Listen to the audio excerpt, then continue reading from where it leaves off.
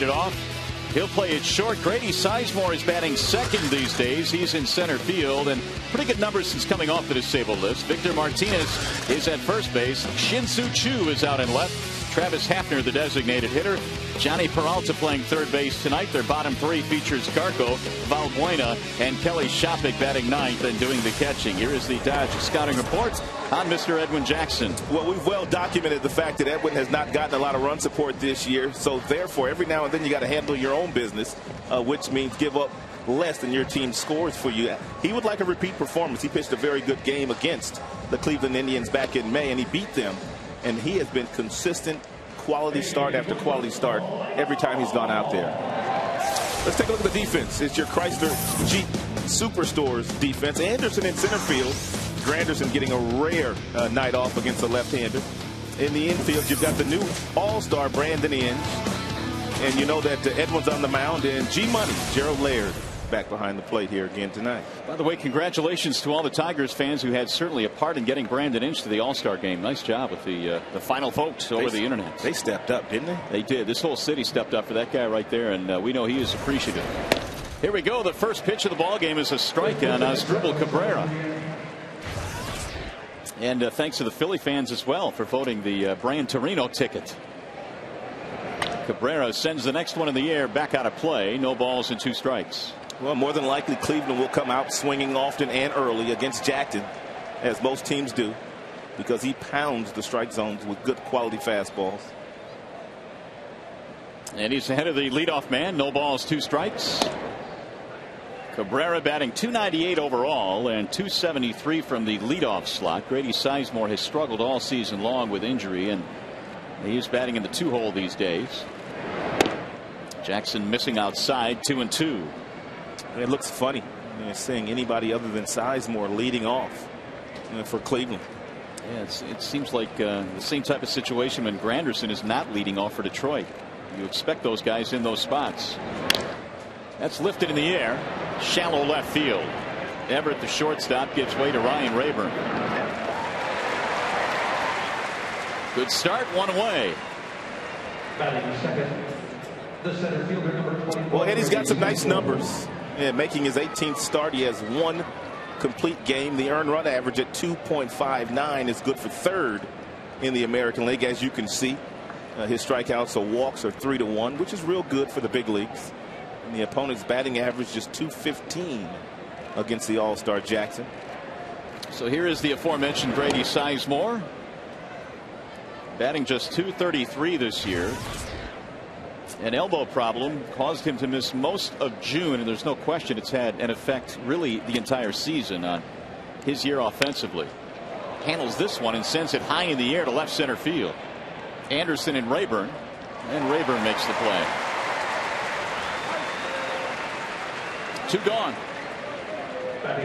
So a couple of fly ball outs for Mr. Jackson. Josh Anderson getting the call in center in place of Curtis Granderson. Grandy getting the night off tonight. Well deserved. The Tigers have seen a ton of left-handed pitching the last couple of weeks.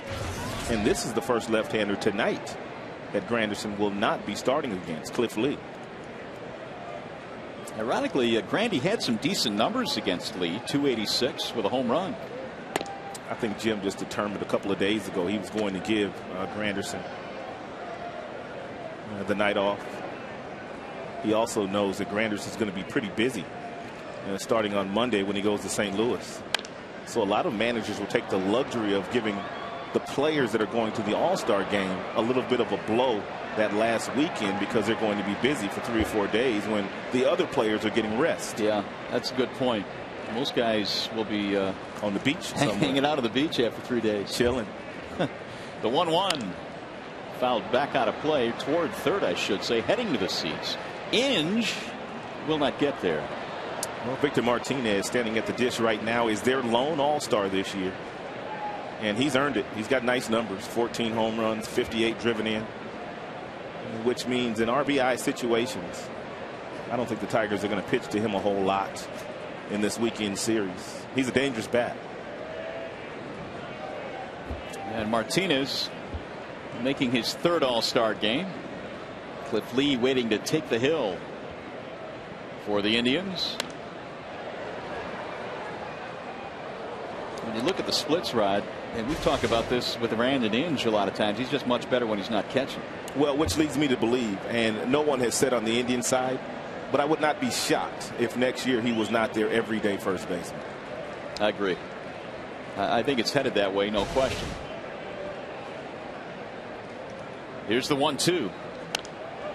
Went after a pitch that was out of the strike zone. Jackson climbing the ladder on 1-2 with a 96-mile-an-hour fastball.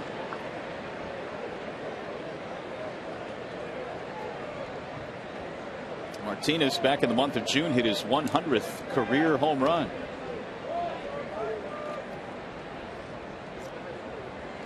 And again, Jackson's 1-2 pitch.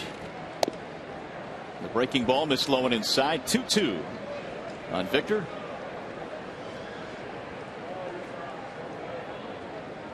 Jackson beat Cleveland back on May 9th. That was at Cleveland. 7 strong innings. Another pop-up. See if this one stays in play for Brandon Inge. Looked like it might, and it will. And a 1-2-3 inning for Mr. Jackson. We'll head to the bottom of the first. No score.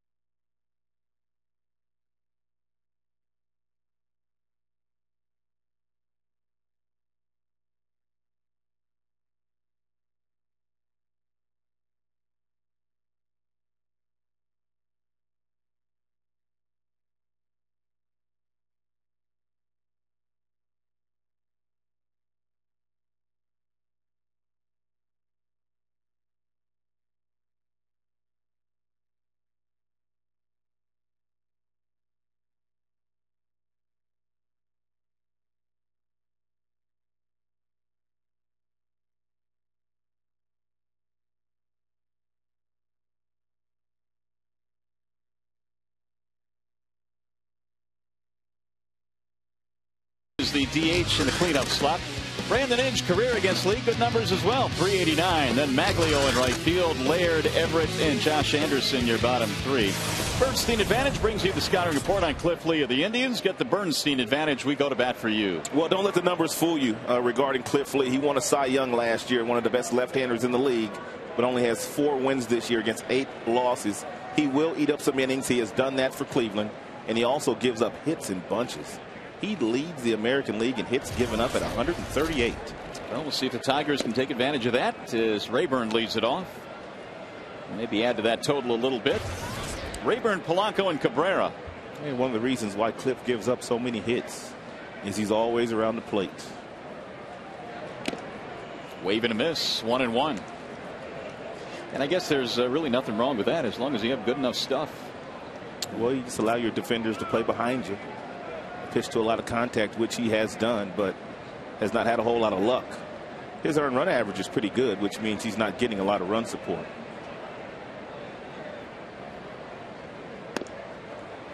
Cliff Lee is 30 years old, out of Benton, Arkansas. 22-game winner last year.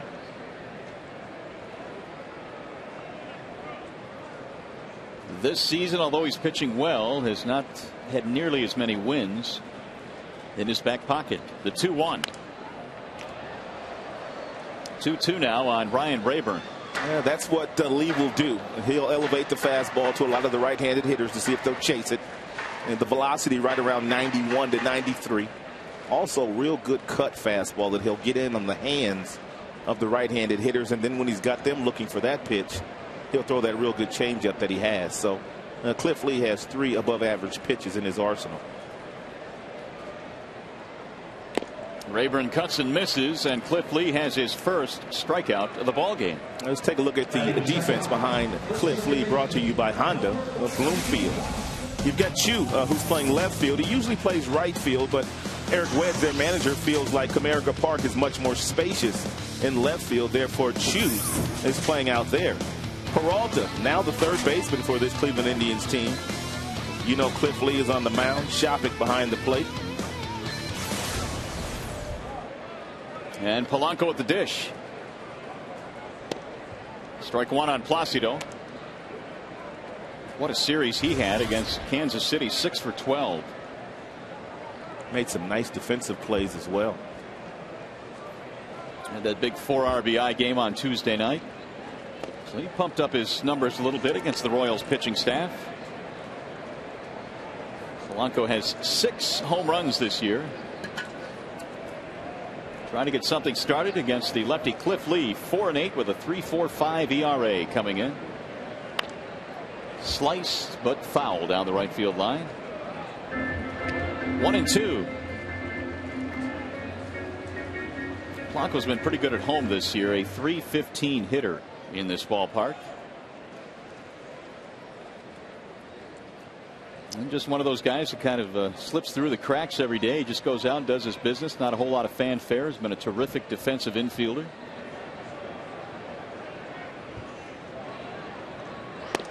That's high. 2 balls, 2 strikes. That number 2 hitter in your lineup can be so critical sometimes, and having the ability to move runners up, especially if you have speed at the top of the lineup. Polanco has been very good at that since putting on a Tigers uniform.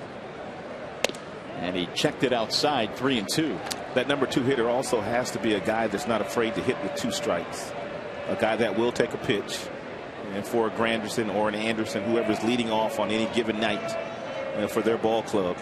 And Polanco is that guy, not afraid to hit behind in the count. He's run it full now. 3-2 pitch is chopped toward third, foul.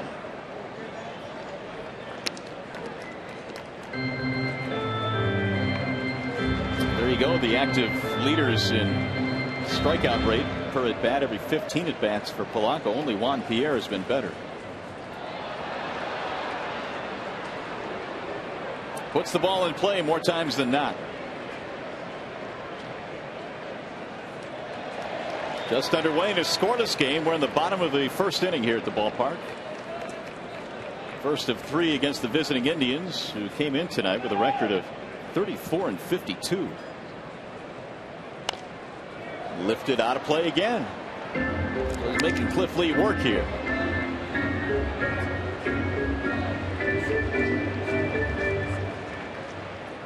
This will be the 8th pitch coming up against Placido Polanco.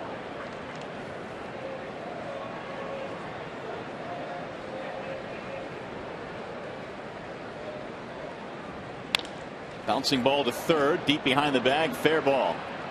Peralta throws him out. 2 up, 2 down. And a reminder tonight, this game is available in crystal clear, stunning high definition on Fox Sports Detroit HD, sponsored by Comcast. It's stunning even on a cloudy night. Here's Miguel Cabrera with 2 away. .391 this year against the Indians with a home run. And his .323 average overall. Good for 4th in the American League.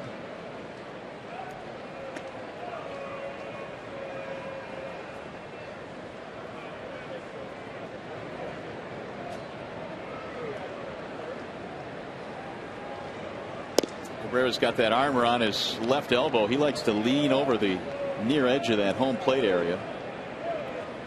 This is a game that's going to feature some of the highest hit by pitch totals in the game. Inge has been hit 9 times. He's top 10. Shopik's been hit a lot.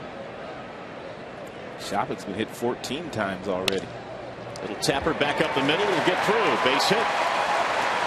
For a guy as big as Cabrera is and swinging from the right side, he's got a pretty swing. I mean, usually that's a term that we use for left-handed hitters, but right-handed, he has got a pretty swing.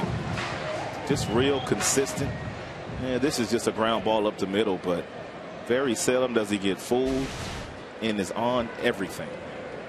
Look at his home numbers. 403. This is a nice yard to hit in. Here's Marcus Thames with 2 outs.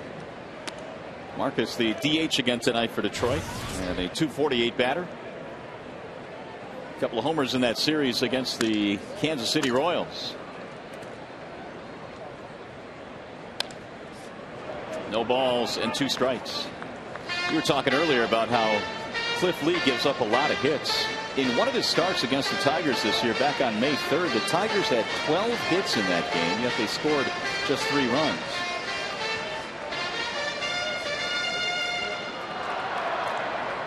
In his very next start, he dueled with Justin Verlander here at Comerica, which was a dandy of a pitching matchup that Verlander won. It was a 1-0 game. Lee strikes out Thames to end the inning. 2 strikeouts. Tigers strand a man. We go to the second.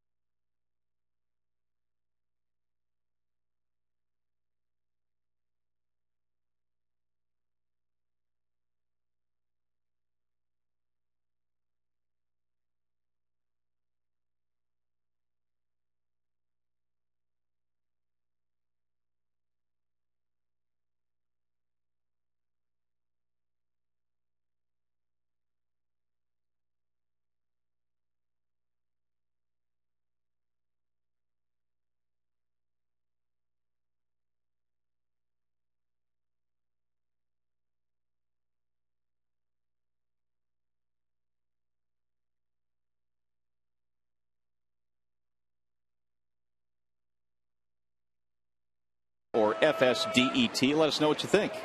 And we'll have the final results on Tigers Live after the game. We'll keep you updated throughout the game as well. Shin-Soo Choo leads it off. Choo, then Hafner, and then Peralta. Have you given that poll question any thought? I would vote no. I would vote no, too. I would vote no. I don't think it should determine who gets home field advantage in the World Series. Now, why do you feel that? Well, I mean, it's just you have so many teams that play so well during the course of the year. Teams that have great records. And I don't think it should be determined whether they get home field advantage or not, depending on the one game in the summer. Well said. That pretty much sums up the way I feel on that. But we want to know what the fans feel like. 3-1 on Shin-Soo Choo.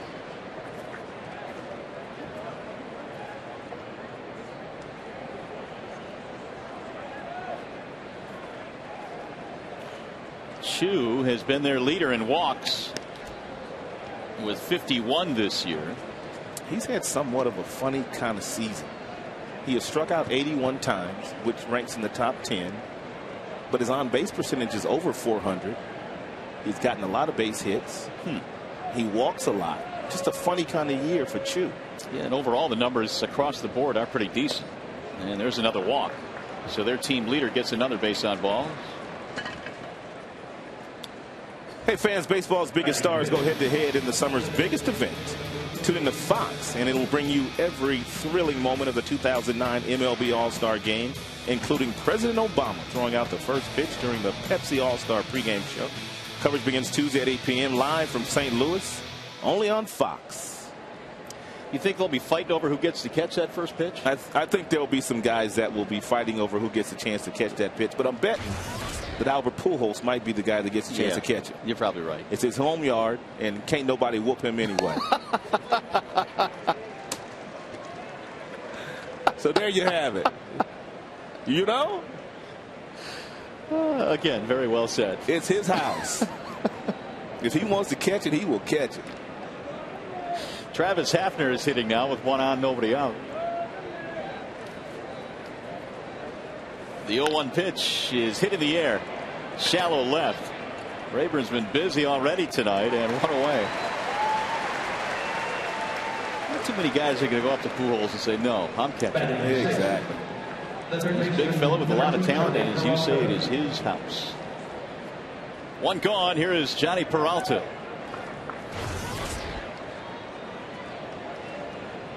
Peralta playing third base these days. Last year, he was leading most American League shortstops in just about every offensive power category.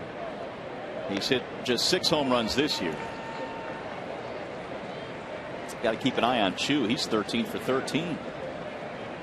I mean, judging by all the numbers, it sounds like he's pretty much been their best player, all-around player. Yeah. It's hard to argue with that. It's also a season in which, you know, Hafner's been hurt, Sizemore's been hurt. 1-0 on Peralta. Johnny had a stretch in the month of April which really got his season off to a slow start. He was 0 for 22 in that stretch. It is awfully hard to dig out of that kind of hole early in the season. Strike called on the outer edge. 1-1.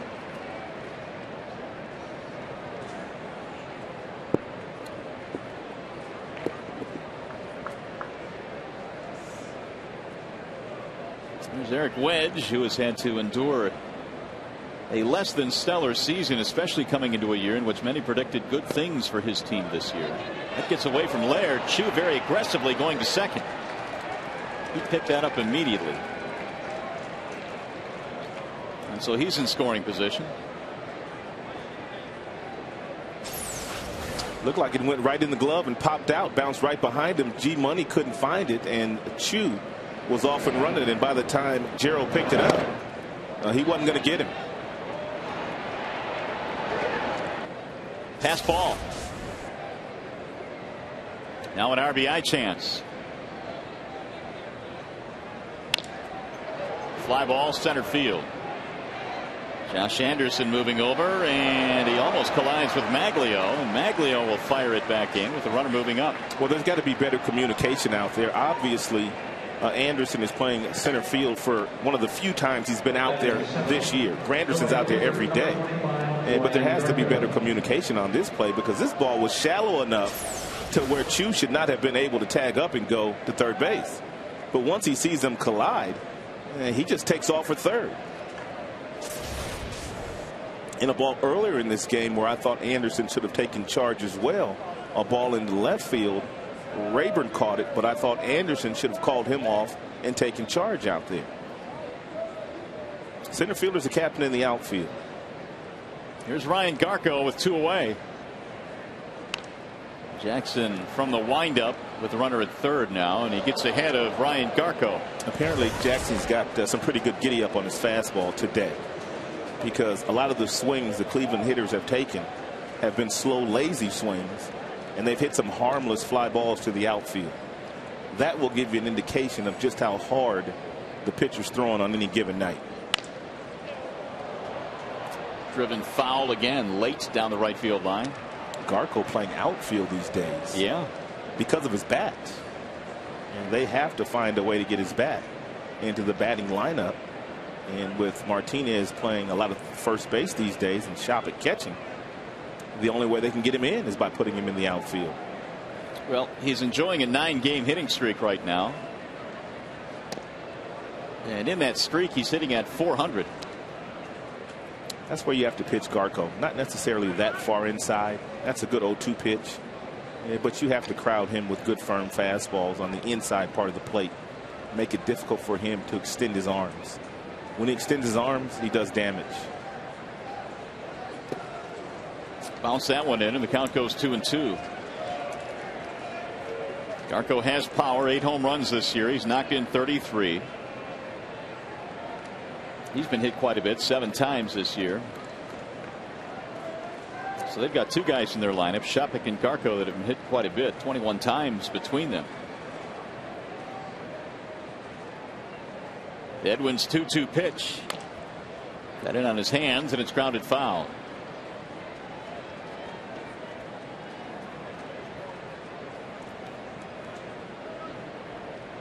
We're talking about the Indians' struggles this year, and their record right now has earned them a last place spot in the American League Central Division, 13 games out.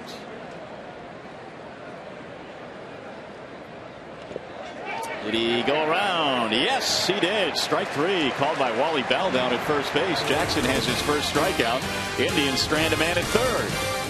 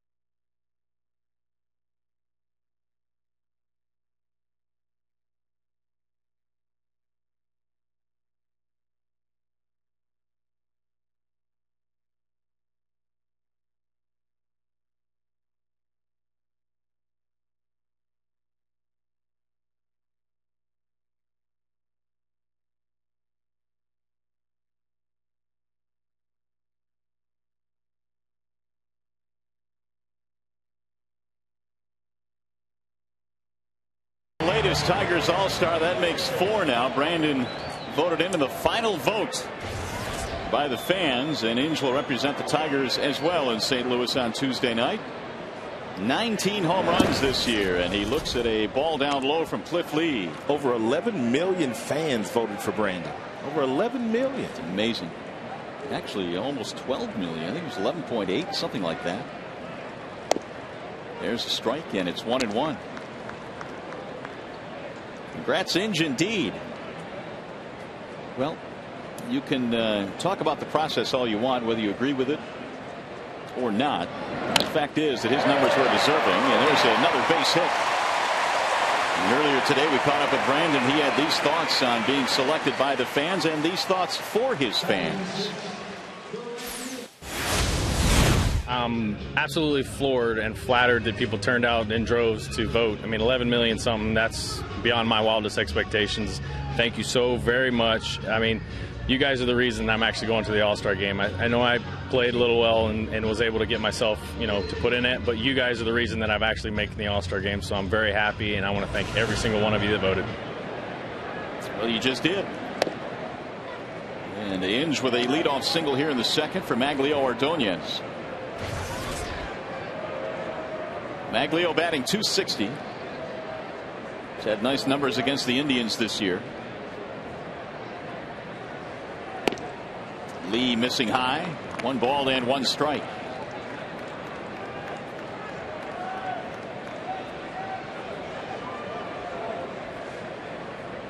Tigers have the only 2 hits of this ball game so far. That'll go foul. Well, we've talked about the importance of getting Maglio going. I mean, I think we're beyond that in terms of how important it is. That is an obvious situation, but the platoon system now will see Maglio playing against lefties, Clete Thomas against righties, which will make it even more difficult for Maglio to get going. He's a guy that's used to playing every single day.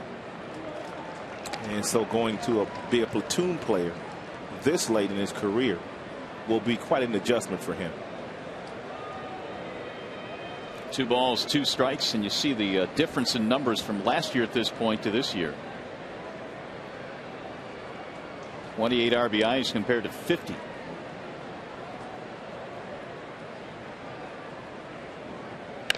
And he slices one to right. It is down, a base hit.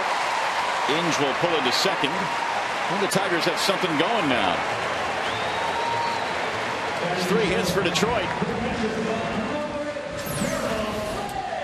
Brandon had to wait just a hair to make sure the ball wasn't going to be caught. And then he's able to get over to right field, second base. He wasn't going to get to third anyway. You know, that graphic that they just put up is absolutely true. Maglio is not having a good offensive season by any stretch of the imagination. But where was his team last year when he had those good numbers? They probably were in last place. Yeah, you're or close right. to it. Yeah. So, I mean, yes, he'd love to be doing better, and everybody would love to see him doing better. But the fact of the matter is, they've got a first-place club right now. So some other guys have stepped up, which is always a good thing. And sometimes we tend to lose sight of the fact that this ball club is 46-38, 2.5-game lead in the American League Central. There's a strike. Jim Leland addressed that before the game. Somebody asked him what his thoughts were about the first half, and he said, well, you know, if we were 12 games up, then that would be different. 2.5, it just shows that we're playing pretty good baseball and we have a chance. Absolutely. And that you'll continue to have to play good baseball the second half if you want a chance in September. If they continue to pitch. That's driven to right field. Garco on the run. Diving, can't get it. It'll roll by him to the wall. 1 run will score. Maglio coming to third. They're going to stop in there. Laird has a double, and the Tigers have the lead.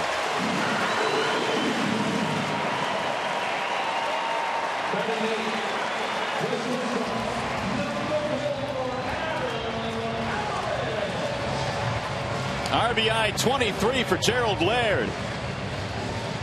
Well, real nice approach here by Laird against Lee. Thinking about taking him the other way with a little fastball that's down. Garco is not an outfielder by trade, therefore does not have a lot of range. So if you're Maglio, you've got to get a little bit closer to second base. Maglio went halfway. He should be standing on second base right now.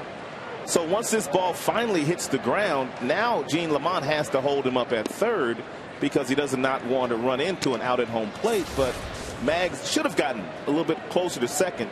Therefore, he scores easily on that play. So as it stands, it's a double RBI for Laird and a 1-0 Tigers lead as Adam Everett digs in. Fouled away. 1 ball, 1 strike.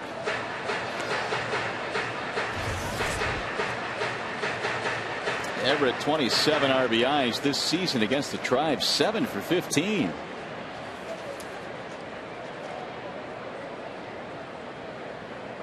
Everett has a home run this year against the Indians. It was a grand slam.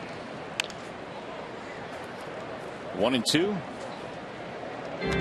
This is one of those situations where Adam has been so good this year toward the bottom of the lineup. He's hit either 8th or 9th most of the season, but when he's had a chance to drive in a run toward the bottom of the lineup, more times than not, he's been able to find a way to do it. And with nobody out, certainly the mission here, get this run in from third base.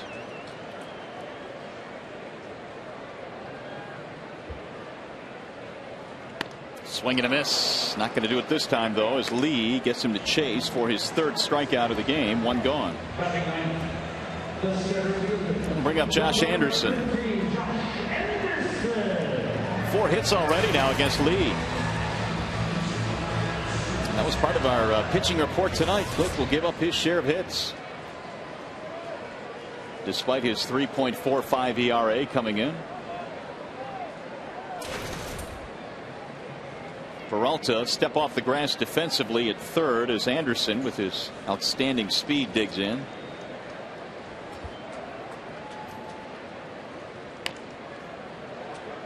Back into the Tigers dugout, 0-1.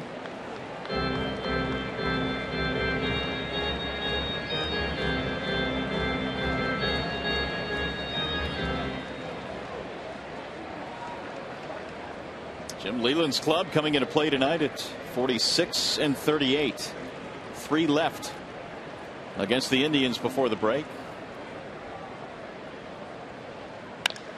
Back up the middle into center. Maglio scores. Here comes Laird. They're going to send him home, and he will score. The throw down to second is in time. Anderson gives himself up with the 2-run score, and the Tigers lead 3-0. Really no reason for Anderson to give himself up there. Sizemore in center field has a bad elbow right now. He's not going to throw anybody out. Therefore, if you're Anderson, you have to know this. After you hit the ball, once they throw the ball toward home plate, no need in giving yourself up. He was not going to throw Laird out at home plate. I don't even think Laird slid. No, he didn't. So, I mean, that's something that I'm sure they'll talk to Anderson about. Every now and then, that's a good play when there's going to be a close play at home and you give yourself up for a run. But I'm sure Lloyd is telling him that right now. Don't give yourself up in that situation. Boy, and Grady really had a tough time getting that ball in. Well, Grady, I think, will need some surgery on that elbow once the season's over, arthroscopic surgery. But he's been told that he can still play with whatever's going on in his elbow. He can still play with that right now, obviously, and it's not going to get any worse. But he may have to have it surgically repaired in the offseason.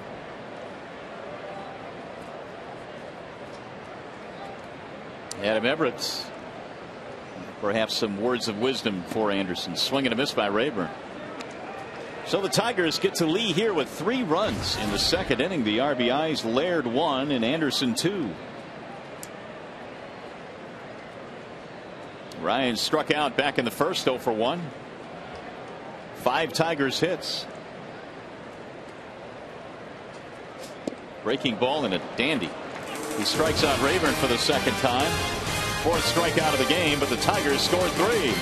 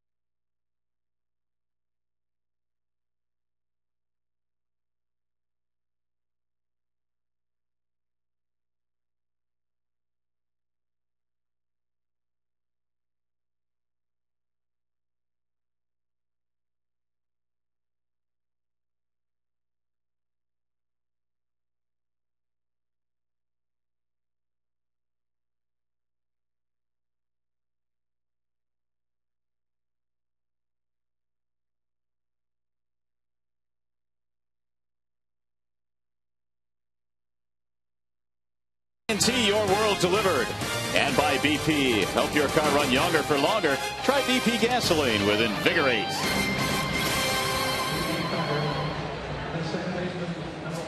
Back here at Comerica Park earlier tonight, we had a ceremony before the game that our own Rod Allen took part in. The passing of the bat here. It's Negro Leagues weekend here at the ballpark, and this was a nice ceremony before the game, Rod. It was. I had a bat, and I signed it. Of course, Willie signed it. Marcus and Curtis also signed it, and they passed it on to a couple of young players that have been drafted by the Tigers. Almond Roach and then Daniel Fields. number 25th, number 6 pick for the Tigers. Valbuena skies this one to left. Rayburn's going to have another put out, one gone. That's 4 of them now for Ryan. So it's kind of cool. It should be fun all weekend here. Yeah, tomorrow night we get the jerseys, right? The uniforms. Indeed. Yeah. Which one are you going to wear this year? Well, you going Cleveland or are you going with the Stars? I think I had the Stars last year, so I'll be a team player. I think we won last year, so I think I might let you have the Stars again this year. All right. But it all depends on what sizes they bring in too. That's true. I tend to swim and roll to third base and a shattered bat. Shopik is out. Two quick outs here as he's gone 5-3, and there's the remains of his bat. And that'll leave it up to Cabrera. The Cleveland Buckeyes and the Detroit Stars tomorrow for the Negro League game. Here's Asdrubal. 0 for 1 with a pop-up. And he takes ball 1.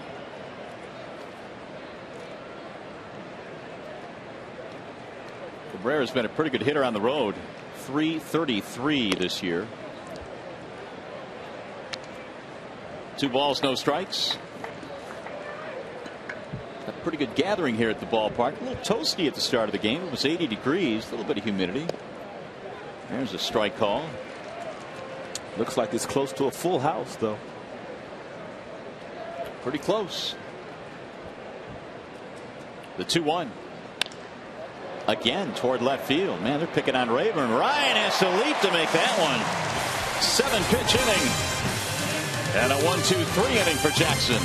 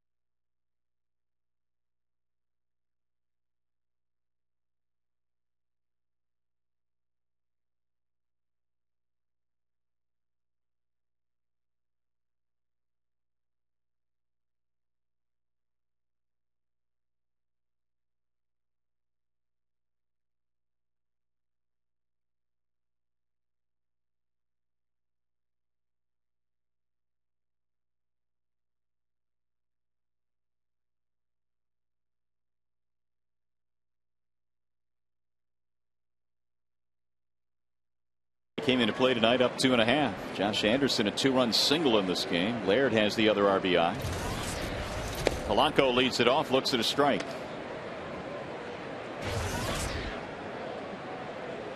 Cabrera then Thames to follow.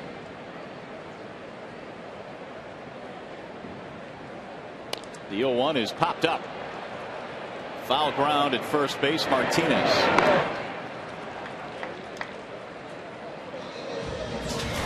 Well, it's a Cleveland team that's going with a pretty good lefty tonight in Cliff Lee. But when you look at their numbers overall as a club, not really good. Well, that's why they're sitting in last place right now in the Central, and because of their pitching staff. They have just not pitched very well. Starters and their bullpen. Because offensively they're scoring runs, but if you don't pitch and catch it, you're not going to have a good year. And this has probably been Eric Wedge's most challenging season. Remember the bullpen they were trotting out back in the 07 season? Yes.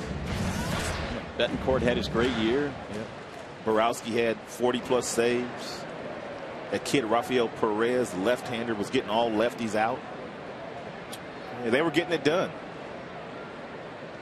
The 1-0. Cabrera skies it in the air to center. Sizemore for out number 2. Saturday afternoons are made for baseball. Tomorrow Fox brings you the game of the week as the Angels take on the Yankees. Some of you may see the Cardinals and Cubs. Fox Saturday baseball begins tomorrow at 4 only on your local Fox station. Those Yankees rolled into Minnesota and swept in a 3-game series. And we thank them for that. They are tied for first place right now in the American League East with Boston. Swept them. The Yankees have 51 wins. So do the Red Sox. And that's more than any other team in baseball except the Dodgers. They have 54 wins. I've talked to a lot of people, a lot of scouts that I know in most of the ballparks that we go to, some of the professional scouts. They say the Dodgers are the best team really they've seen this year. Top to bottom? Top to bottom. Big swing by Marcus. Well, it makes you wonder when you look at the numbers in the American League East. If you're in the Central or you're in the West, you figure you better win your division. Yes, you better. It's going to be tough to get a wild card out of any other division. But anything can happen down the stretch. There's really only been a couple of years that the wild card out of the Central got to the postseason. Under the Tigers, a wild card back in 2006, but usually that wild card comes out of the East. Driven to right field. Ryan Garco is under it. And the Tigers go quickly. 1-2-3. Let's go to the 4th. 3-0 Detroit.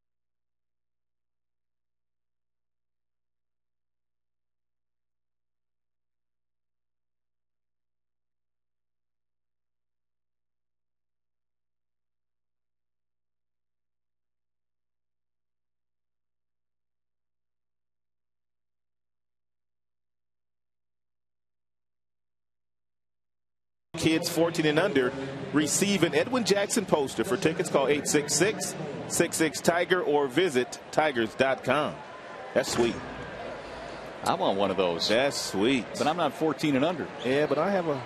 You got any connections? Yeah. Good. I think they may bring us a couple over. 866-66-TIGER. Edwin Jackson poster. Here's Sizemore. You can hang one on your wall in your room. I don't know if I'll hang it up, but I'll hold on to it. Sizemore, Martinez, and Chu in the 4th. Grady flied to left field like just about every other Indian so far in this game. That was back in the 1st.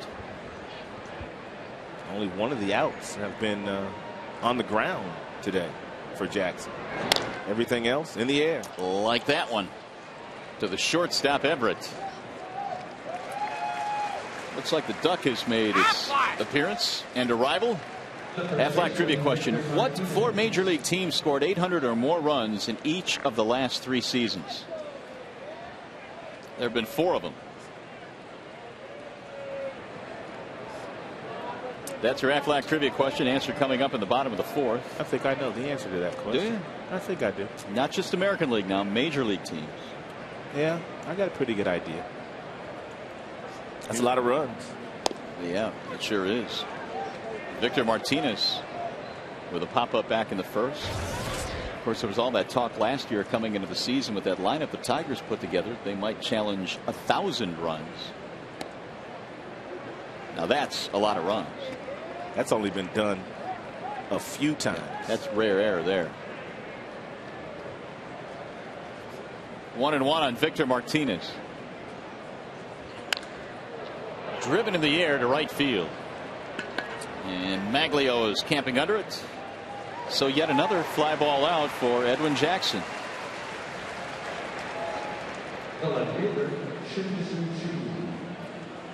Two gone. There you go. There's a shot of that very large crowd here at the ballpark tonight. Not too many empty seats. Standing as well out beyond the right and left center field walls. Ball low to Shin-Soo Choo.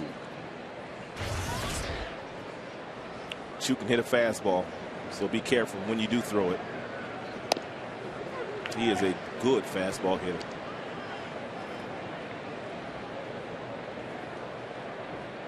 Nine fly ball outs so far for Edwin Jackson.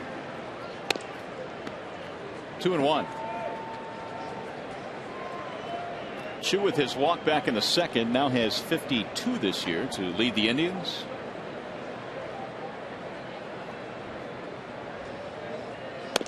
High again. 3-1.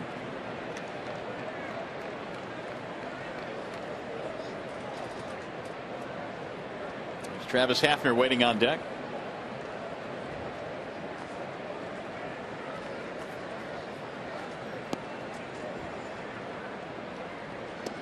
And he lost it, ball 4, so he's walked 2 tonight, both times to Choo.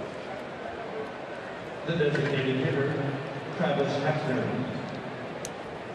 Well, here are your walk leaders of the American League, and you see this is a number the Tigers have been hoping to cut down on this year, and I think for the early part of the season they did a really good job of that. But Rick Knapp has noticed, and we were talking about this in Minnesota in the last road trip, that the walks have really been high the last month or so. And that's something that he feels is unacceptable. Of course, he's also coming from an organization where they just don't walk anybody. Right. Slice to left. That'll drop in. Base hit for Travis Hafner. 2 on 2 out. That is the first hit of the ball game for the Cleveland Indians.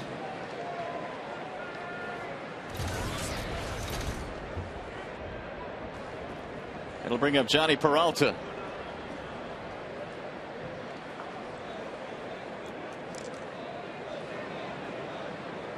Peralta flied to right field back in the second, 0 for 1. Tigers got all 3 of their runs in the bottom of the second, and now Cleveland with its first real threat. But it comes with 2 outs. Good pitch right on the outer edge. Strike 1, 0-1.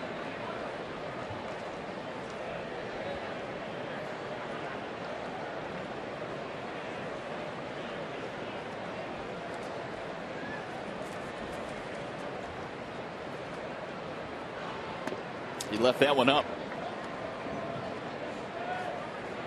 Jackson's 2.59 ERA so far this year. It's the lowest prior to the All-Star break since Jack Morris had a 2.56 in the '81 season. Edwin all season long has kept that ERA in the mid-2s.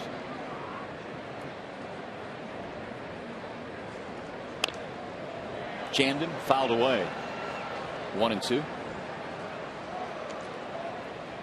Well, it seems like every time we get a new club coming to town and Jackson's pitching, everybody asks us, boy, what would you guys be without Edwin Jackson? What a great trade that was in the offseason. That's exactly what they say. He has been tremendous every 5th day. 13 quality starts this year.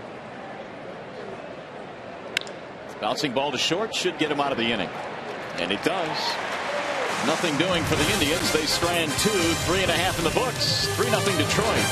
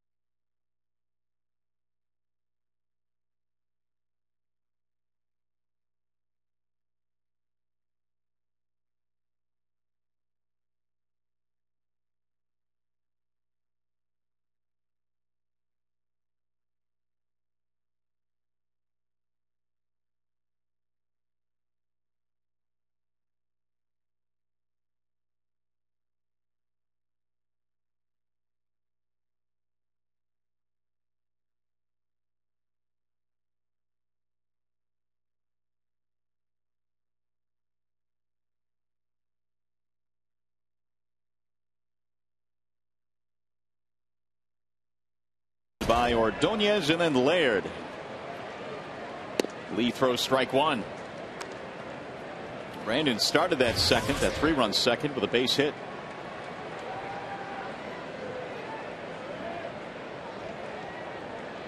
The 0-1 pitch.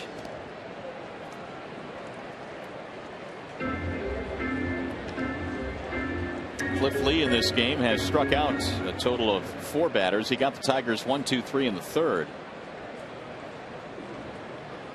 Last year won 22 games. It was really an unbelievable season for Cliff Lee. He was 22-3. So there's a strike, 1 and 2. And he went into the year having to fight for a spot in the rotation. He was a 5th starter when the season started. How about that? Well, it's funny how things work out sometimes, especially in this game. You really never can tell. You know, he would go on to become the first Indians pitcher to lead the league in wins since 1972. And Gaylord Perry won 24 that year for the Tribe, but he couldn't be stopped. Strike 3 on the outside corner. In just punched out. 5 strikeouts for Lee. The Duck has made its return now, and Affleck would like to know what 4 major league teams scored 800 or more runs in each of the last 3 seasons. The answer is Detroit, Cleveland, Texas, and Boston. Ooh, I got 2 of the 4. Detroit and Cleveland. No. I got Boston. Yeah. And I got Cleveland. And I had New York and Philly.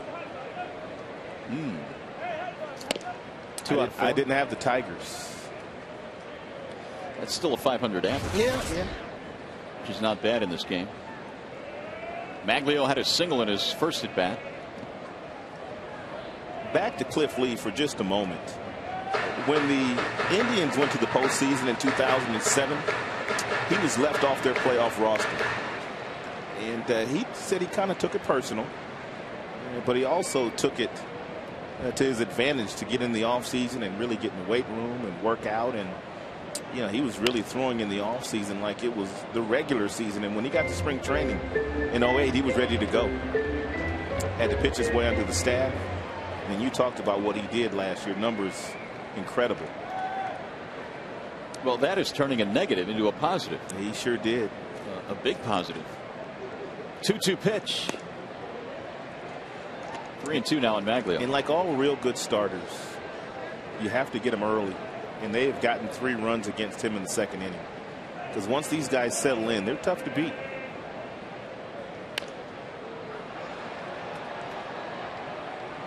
Well, here's one guy that has had good numbers against Lee, and that's Maglio. 391. These are updated with his base hit tonight. Gerald Laird waiting on deck.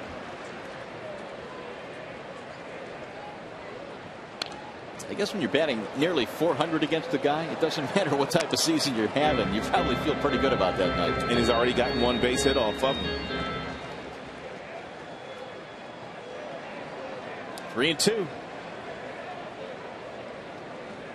Shopik, the catcher tonight, flashing signs. Away with the fastball. Driven in the air to center. Sizemore ranging to his left. 2 gone. So 1 for 2 for Maglio.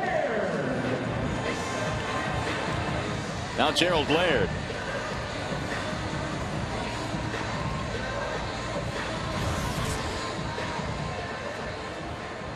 Doubled in a run and scored a run back in the second.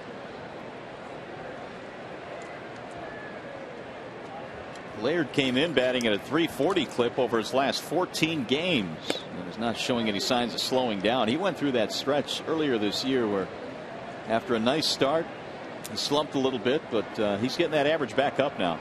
It's almost a .250. Big rip there. 0-2.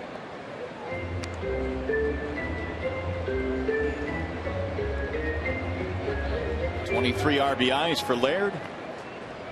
It is what he has done behind the plate that has, I think, raised some eyebrows this year. He's really done some great work throwing runners out, handling the pitching staff.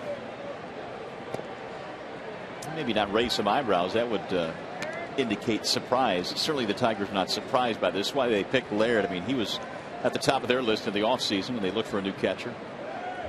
And they got him. From Catching Rich, Texas.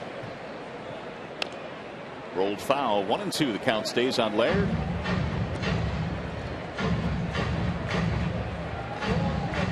That Texas team still holding their own. They're half a game in first place in the West. Who would have thunk it? Not me. But they're playing well. They'll appeal. No, he didn't go. 2-2.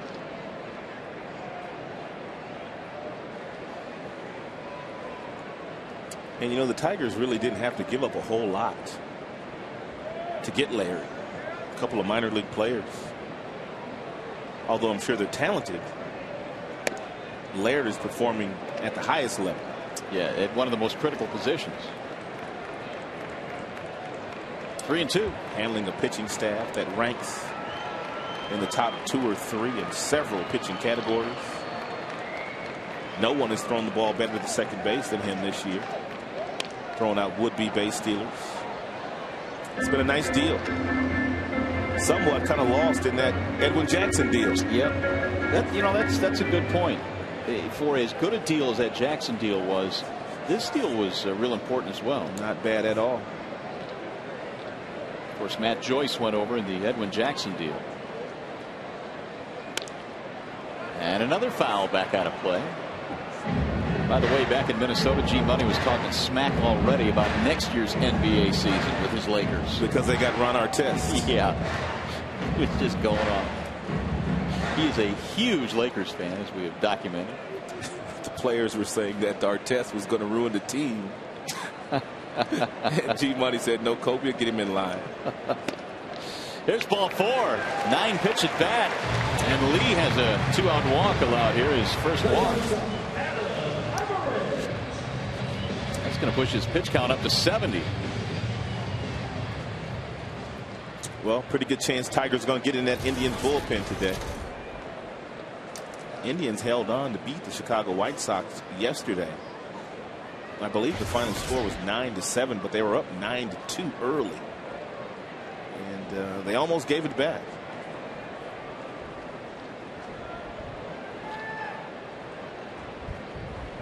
So here's Everett. As a matter of fact, their closer, Kerry Wood, had to come on in the 8th to get 1 out before getting 3 more in the 9th. 4-out save for Wood, closer of the Indians yesterday in Chicago. Into the glove for strike 2, 0-2. Managers don't like to do that very often. Very few managers will use their closer in the 8th, knowing they've got to go sit down, cool off, and then come back out in the 9th. But Wedge wanted that game yesterday, and we thank him for that. Yeah, it's not the Rich Gossage era anymore where you can come in for 2-inning saves routinely. It's just not done anymore. Well, they sign guys specifically to pitch the 8th inning these days. 1-2 pitch. Here's Kerry Wood, former Chicago Cub.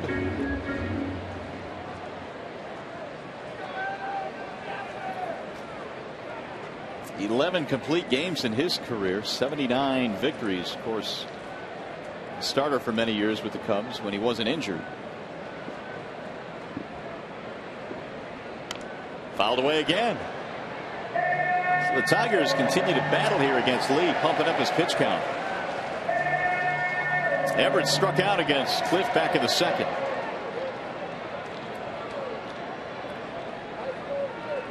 Tigers got their 3 in the 2nd inning and still lead 3-0 as we play in the 4th.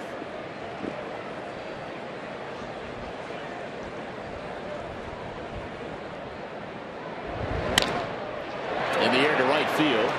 Garco to make the play. That was a 28 pitch inning for Cliff Lee. They made him work. Still 3-0 Detroit.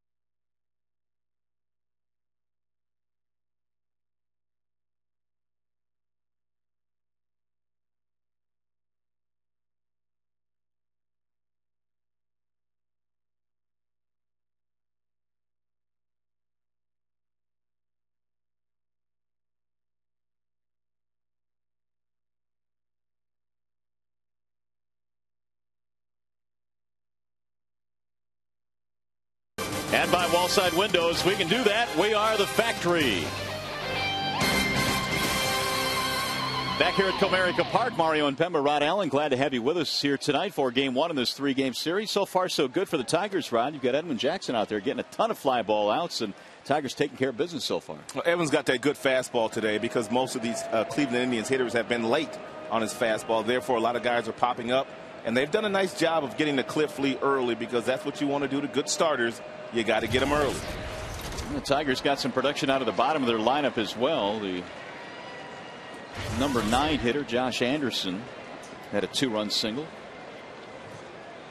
Ryan Garco was leading it off. Garco, then Valbuena and Shopik here in the 5th inning for Cleveland. Garco struck out back in the 2nd.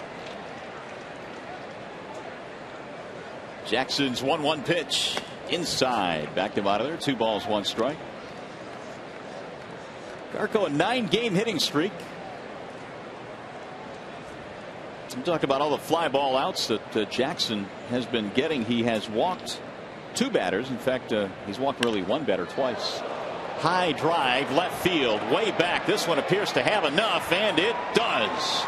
It's gone, a home run for Ryan Garco, who has now hit safely in 10 straight games. A no-doubter out to left field.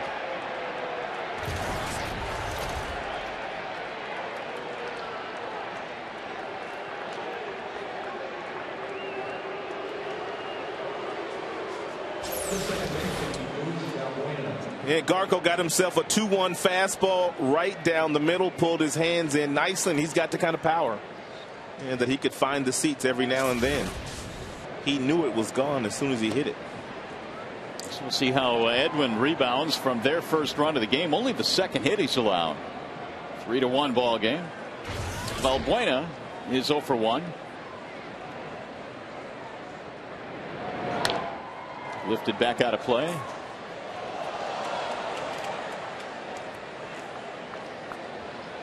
If you're going to get them up, they might as well be solo shots. Yes, sir. Garco hits number 9. Jackson's 1-1. Valbuena is not a guy that has given them a whole lot offensively. He came in at 210. 11 RBIs. They picked him up in December of this past offseason for Franklin Gutierrez from the Seattle Mariners. I don't know what Valbuena is going to do the remainder of his career. But early on, advantage Seattle as far as that deal is concerned.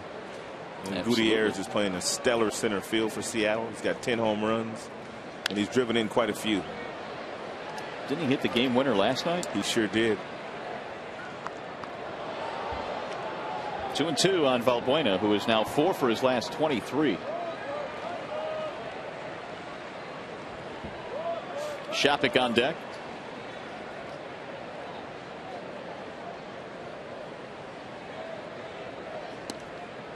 Awfully close, but it's 3-2.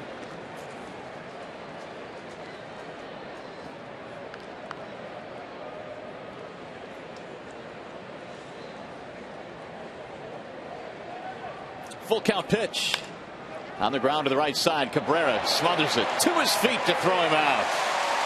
Nifty play there by Miguel Cabrera. Go ahead, Cabby.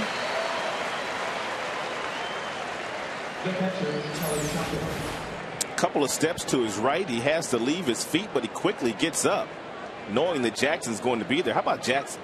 How quick was he there? What an athlete. Nice play on both ends.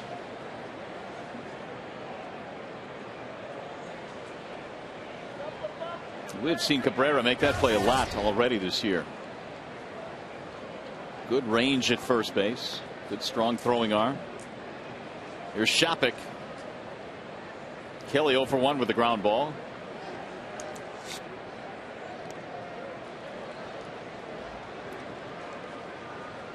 Shopik last year really had a nice season. He got a lot of playing time with the injury to Victor Martinez. He hit 22 home runs in 112 games. This year he has hit 7, but he came into this game batting 199. His power numbers last year were better than any other American League catcher. He's ahead 2-0.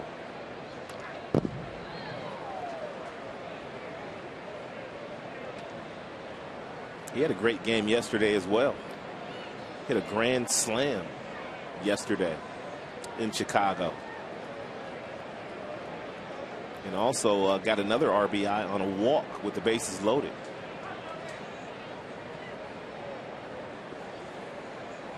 Here's the 2-1 pitch.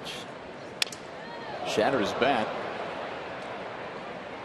But, you know, we've talked about this Cleveland team and the dilemma they're in right now because they are in last place. They are 13 out. They would have 4 teams to jump in the Central. And as you approach the trading deadline, you never really want to give up, I don't think. But there comes a time when you have to, I guess, stare reality in the eye and have to make a decision on which way you're going to go on the 31st. Well, they already traded away one piece, and that was Mark DeRosa to the St. Louis Cardinals, and he's on the disabled list now. They may lose him for 6 to 8 weeks. I'm talking about the Cardinals. Yeah. But really, I would think that if teams are going to call Cleveland, they're going to ask for Lee and they're going to ask for Victor Martinez. Beyond that, I don't know who else they're asking for. Well, those are 2 pretty solid pieces there. Yeah. And they're the kind of pieces that can get you well in a hurry as far as bringing back lots of real good prospects and whatnot. Kind of like what they did years ago when they traded away Cologne to get Lee and Sizemore. Shopik goes down. Second strikeout. 2 gone. Well, what have they done through the Eric Wedge years? Of course, that 07 team through 86 games had 51 wins. They have been a second half club the majority of his tenure as a manager. But it's been a difficult year this year for him. And they came so close in 2007 to getting to the World Series. Even trading away CC Sabathia last year before the trade deadline, you would think.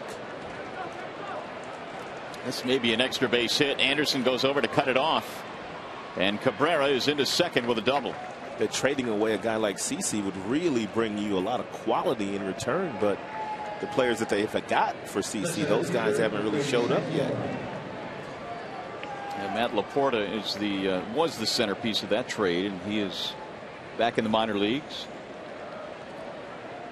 So they gave him a shot earlier this year. As a matter of fact, I think he made his major league debut right here. He did. At Comerica Park against Justin Verlander. When Verlander was throwing good, too. And it wasn't a good debut because of Verlander. No, it wasn't. Here's Sizemore now with 2 outs and a man at second. Jackson tried to bear down to get out of this inning, allowing the home run to Garco to start it off. Breaking ball is strike 1. Brady has hit the ball in the air twice, 0 for 2. He missed most of June with that elbow problem we were talking about. You can see the elbow is heavily wrapped. That has really affected his numbers overall this year. Pulled foul. And Sizemore came into this game batting just .233.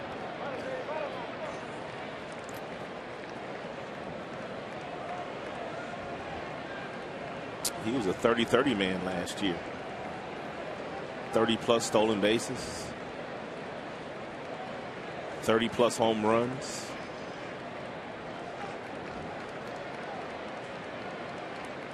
The 0-2. Jackson missing with a fastball, 1-2.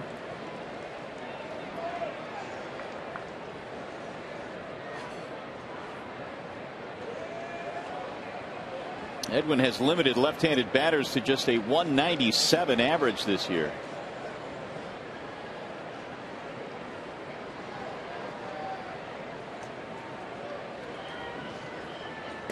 And really, righties aren't doing all that much better. 237. It's been that kind of year for Jackson, who has just been spectacular, and he's headed to the All-Star game.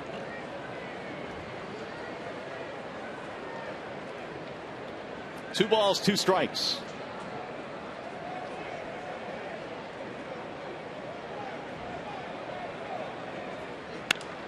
Grounded to third, right at Brandon Inge. Just going to run the runner down and tag him. Side retired, they get a run and a homer. You're watching Tigers baseball on Fox Sports Detroit, brought to you by Bell Tire.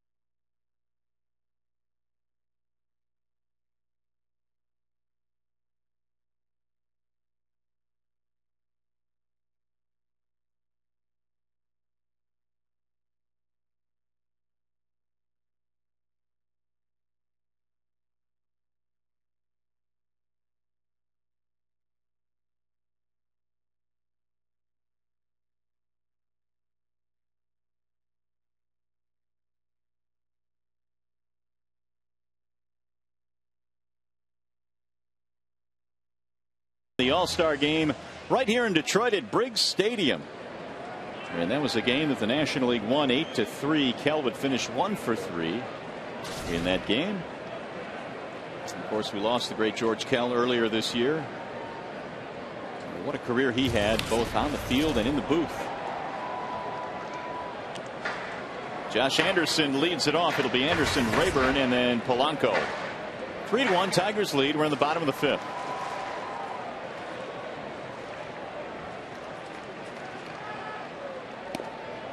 Anderson had a key hit. It was a 2-run single in the second, and that came with 1 out.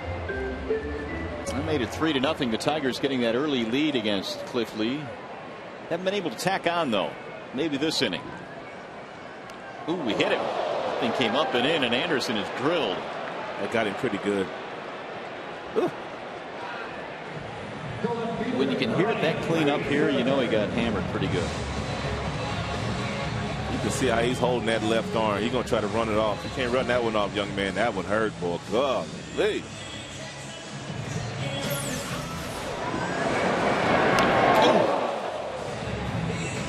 Wow, where'd it get him at? It looked like above the elbow or near the elbow. Exmo will tell us. Oh, right in the elbow. And when that ball just kind of like trickles right in front of you, you know you've been hit good. Swelling up already. There it is, right there. Here's Ryan Rayburn, who has struck out twice against Lee. Strike 1 from Cliff. Cliff does not have a great move. As a matter of fact, he does not throw over to first base very often. So if you guess correctly, you can steal a base while he's on the mound. And Shopik throws out 18%. But most teams don't run while he's out there simply because he never shows his move. Bunted. This will get the runner up. Lee will tag Rayburn down the line, and meanwhile Anderson still watching his arms swell up. He's in a lot of pain. Yeah, he is. He's trying to keep it loose.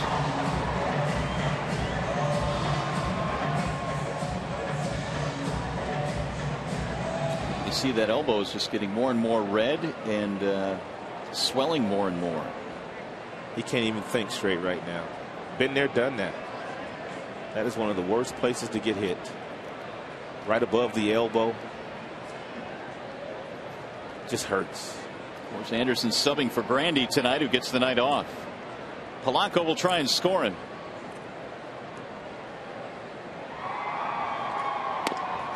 Strike one. Tigers tonight got 5 early hits against Lee. In fact, they all came in the first 2 innings, but they've only had a walk and a hit batter since.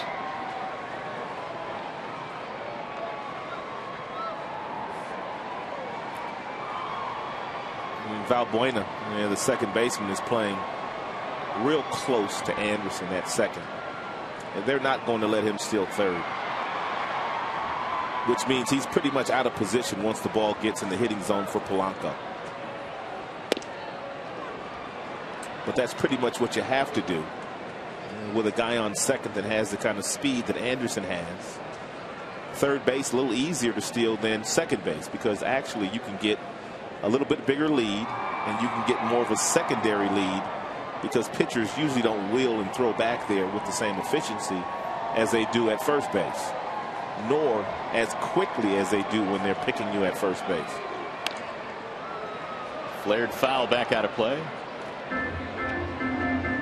So it's 0-2 on Polanco. Anderson just can't get over the pain right now. He got smoked. Looks like he's losing feeling in his fingers. You can tell by the way he's kind of opening and closing his hand.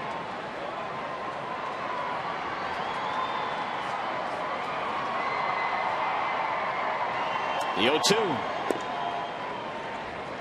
Polanco not chasing. Placido tonight is 0 for 2. He had a hit in every game in that series against the Kansas City Royals. We mentioned he was 6 for 12 against Royals pitching.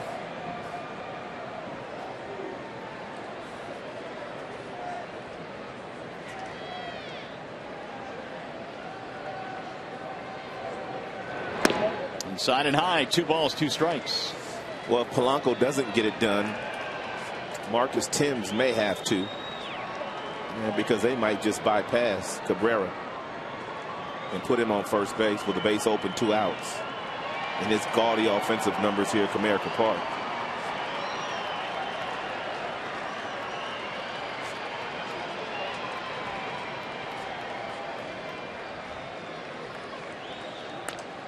Fouled away again.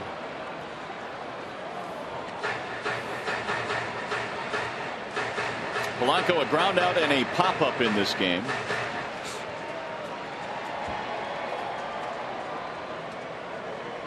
Anderson led it off by being hit by the pitch. He was then sacrificed to second.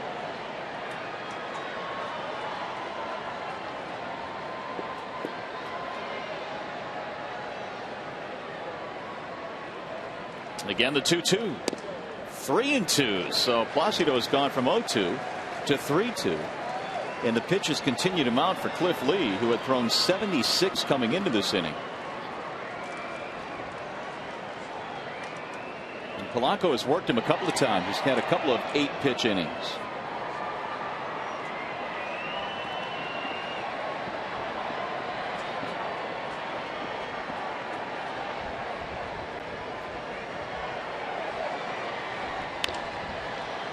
Down the right field line.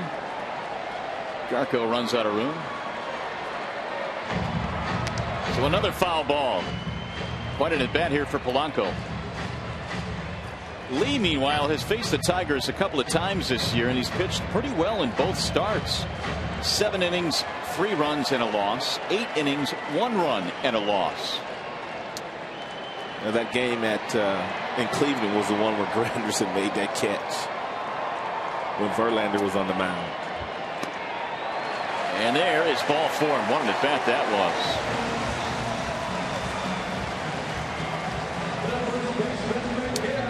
Hey fans, see the Tigers play the Seattle Mariners July 21st through 23rd and take advantage of the July double play. Get a pair of upper box tickets for only $29 or 2 lower box seats for $49. It's a savings of $15. Call 866-66-TIGER or visit tigers.com. By walking Polanco, nowhere to put Cabrera now. You got to pitch to him. Miguel had a single in his first at bat, which means he now has a 10-game hitting streak, longest of this season.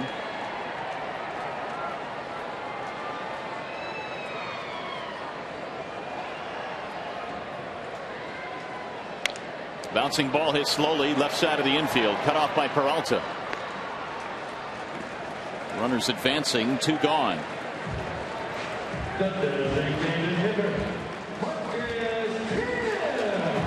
So now we'll see if Thames can come through with a 2-out hit. Meanwhile, Anderson showing his bruise to Gene Lamont down at third.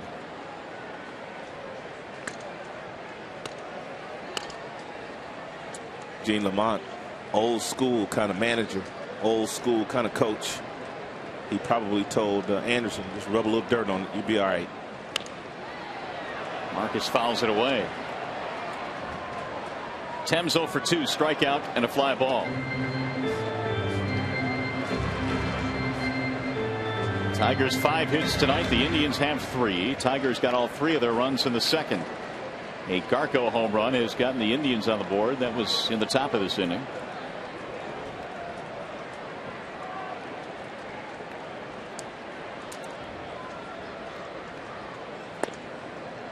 High, 1 ball, 1 strike. 3:08 with 2 outs, men in scoring position.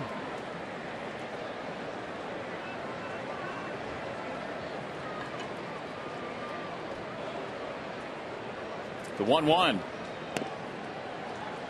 2-1 on Thames, who has 8 homers and 19 driven in. Meanwhile, Lee quickly marching toward 100 pitches.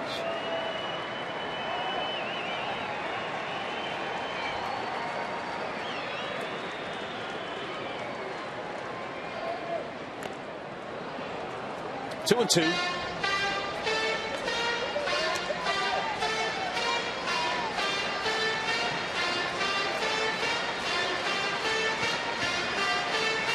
Leland hoping his team can wake up again and get a few more runs here against Lee. He knows more than likely he will be getting into that Cleveland pen tonight. That's a certainty, actually.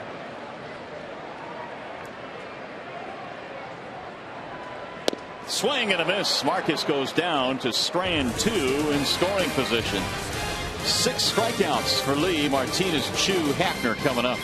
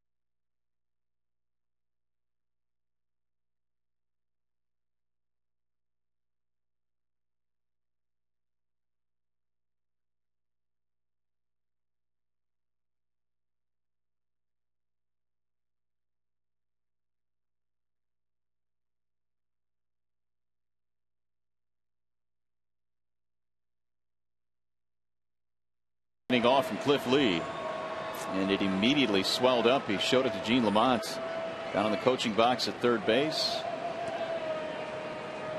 and you can see the seams of the baseball. Well, he probably couldn't throw, and in a 2-run game in the 6th inning, you have to be able to throw, and I'm sure that's why. They got Anderson out there. It looks like they got a compressor pad on it already to keep the swelling down, and I'm sure he'll go up in ice. Victor Martinez, Shin-Soo Choo, and Travis Hafner in the Cleveland 6th. 3-1 Detroit. Speaking of ice and icing for starting pitchers, did you know that Jackson never ices his arm? Yeah, I did. He, to me, I guess I've never heard of that. Me neither. I mean, most guys, usually, you start a game, you're done, especially a starter. You go in and you ice. I thought it was standard procedure. He says he does not ice. It has worked well.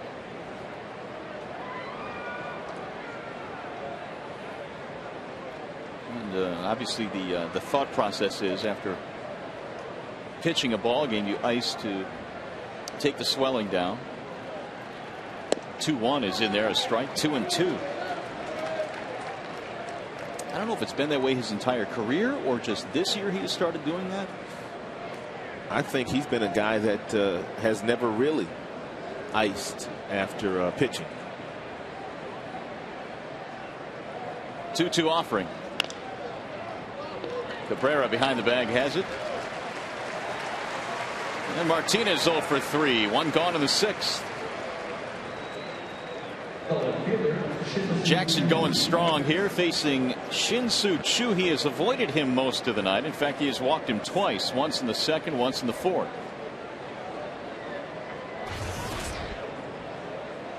Choo at 297 this year. And there's ball 1.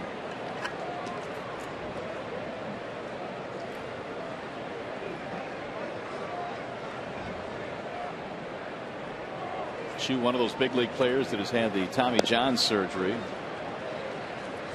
More and more position players are having that surgery, not exclusively for pitchers anymore. Clee Thomas has had it. Breaking ball on the ground to second. He's going to get him this time. 2 gone. Couple of ground ball outs. Now Travis Hafner. Travis Hafner.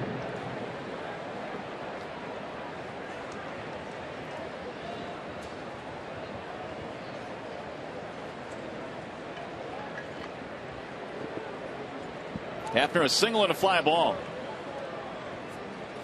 Missed a lot of time in the month of May with shoulder problems. Since coming off the DL, batting .295. It's starting to get windy now here at the ballpark.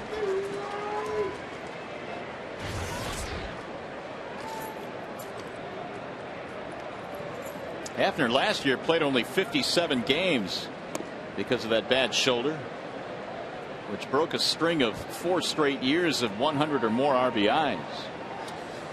I think that's why so many people were picking the Indians to win the division. And a lot of people felt like they would have a healthy Hafner, a healthy Victor Martinez to go along with Kerry Wood to close for him. Just hasn't materialized. It hasn't. 1-2-3 inning. Inge, Ordonez, Laird coming up.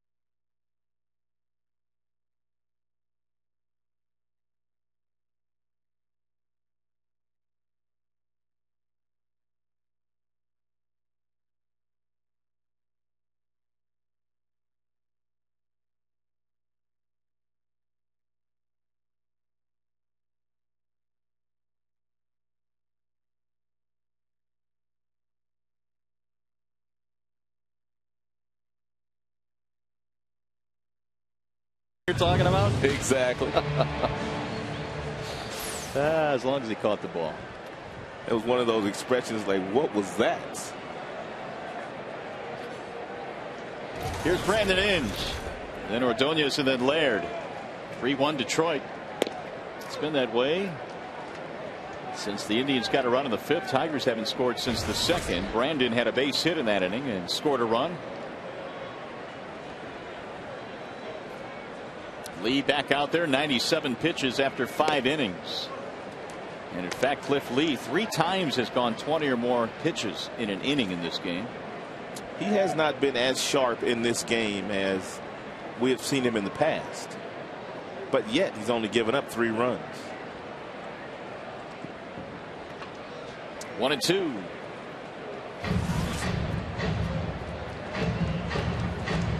Well, there are your 3 separate innings. Of course, he had a quick 3rd. And that totals up to 100.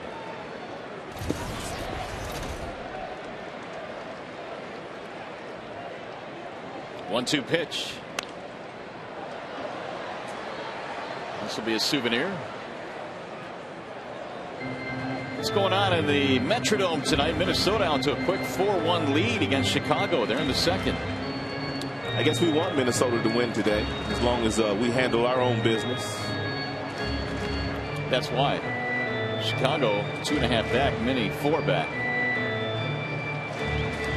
This is going to be a fun race. Yes, it is.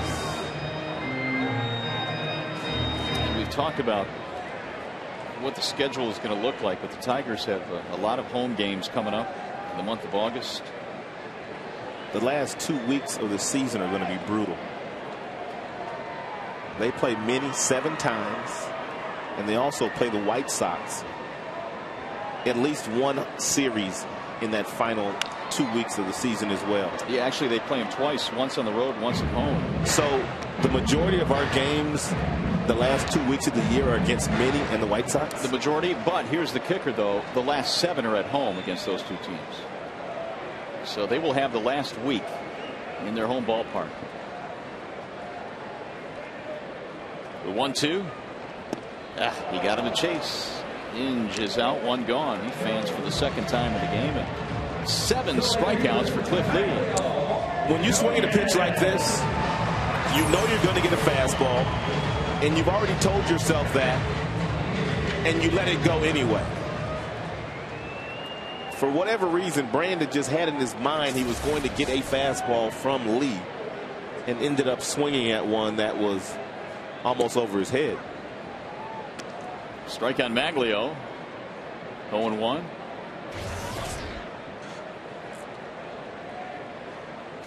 Lee working quickly, and it's fouled back out of play. 0-2.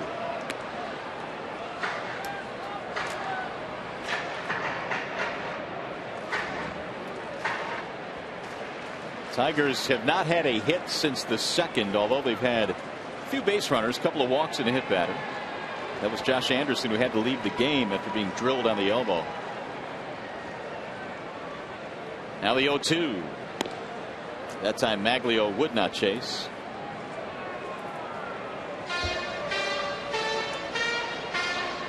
Quick visit out to the mound for Kelly Shopik. Lee's strikeout high this year is 9. That was against the White Sox. He's sitting at 7 right now. Well, last time he went out to the mound in a similar count, it was to Inge, and they threw the fastball up. Looks like a breaking ball coming here. And it just missed. 2-2.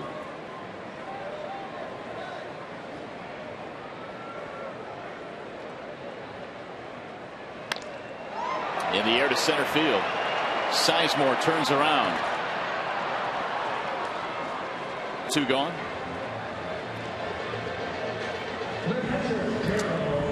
When you have the kind of speed that Sizemore has in the outfield, and it's a spacious ballpark, and you can turn the wrong way initially before recovering to make the play.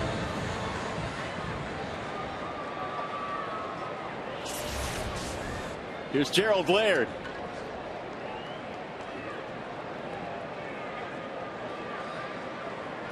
Laird has had a nice night. Double, RBI, walk, run scored. Driven high in the air, left field. Coming over to the corner is Shin-Soo Choo. Out of play.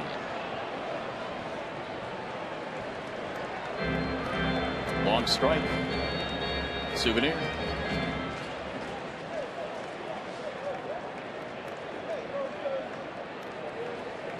I'm assuming he didn't catch that on the fly.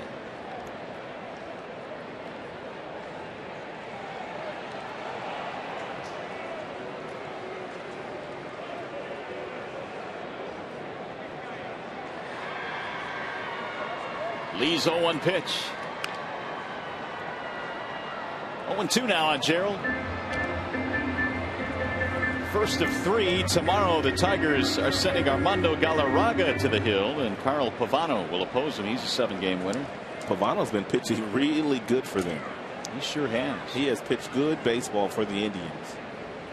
And Galarraga has pitched really well in his last couple of starts for the Tigers. Got him. Strike 3. Lee has a 1-2-3 inning with 8 strikeouts now. 7th inning coming up. Peralta, Garco, Valbuena.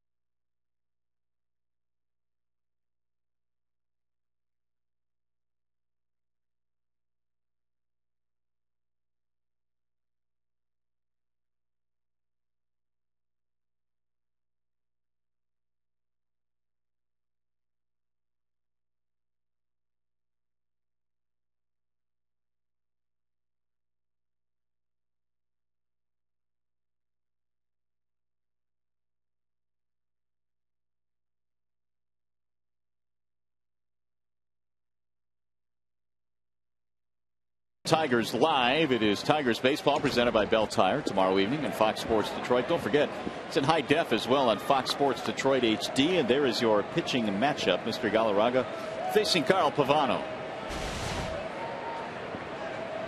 Armando was marvelous against the Royals. 7 strikeouts, 1 walk, 7 innings. That was key. Only 1 walk, because Galarraga had some issues with giving away free passes for a while, but he kind of took care of that his last start.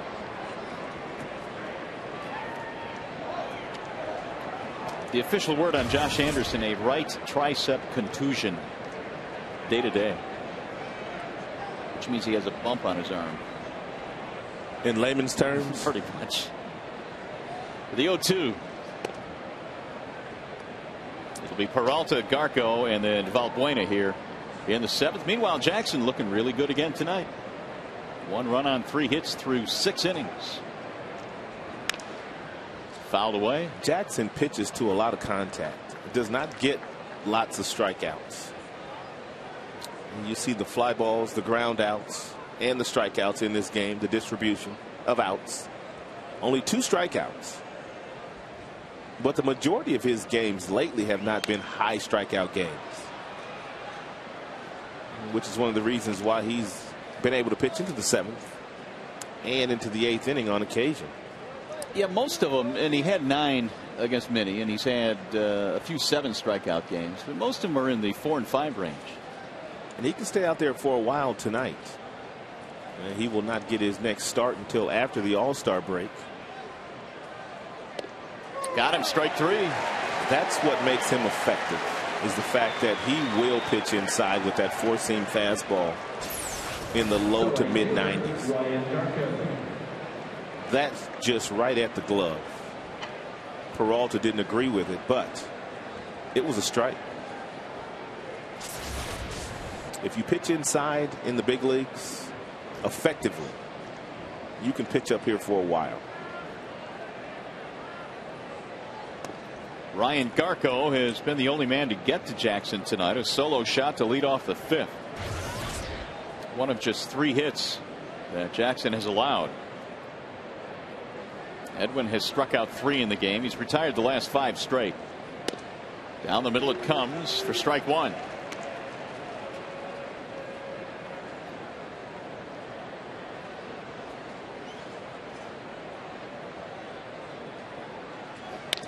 Bouncer right back to the mound off Jackson. It's going to roll to first base. Cabrera will tag the bag for the out. How about that play?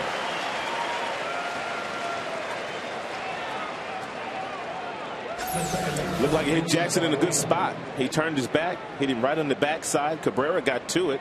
Garco hustling down the line, but doesn't have a whole lot of speed. And Cabrera just able to pick it up and then get to the bag.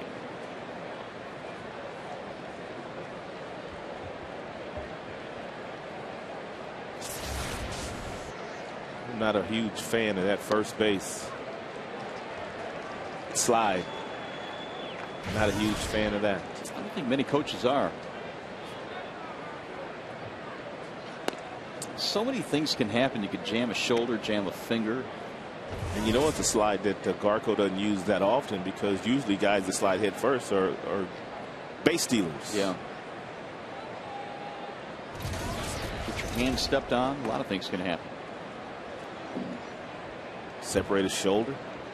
Get stepped. Yeah, you mentioned stepped on. Yeah, so it's, I don't know, there's something I guess within athletes when they're running hard and they see the finish line and it's going to be a close play that just makes them dive for the bag. Feet first, spikes high. No, not really. Just feet first.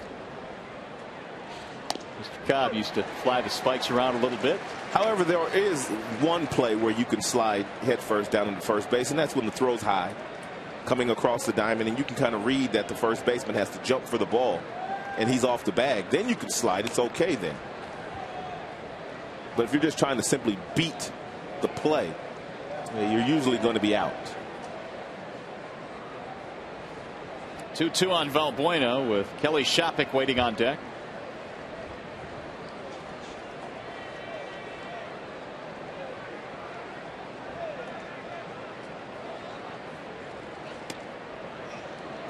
Three-two.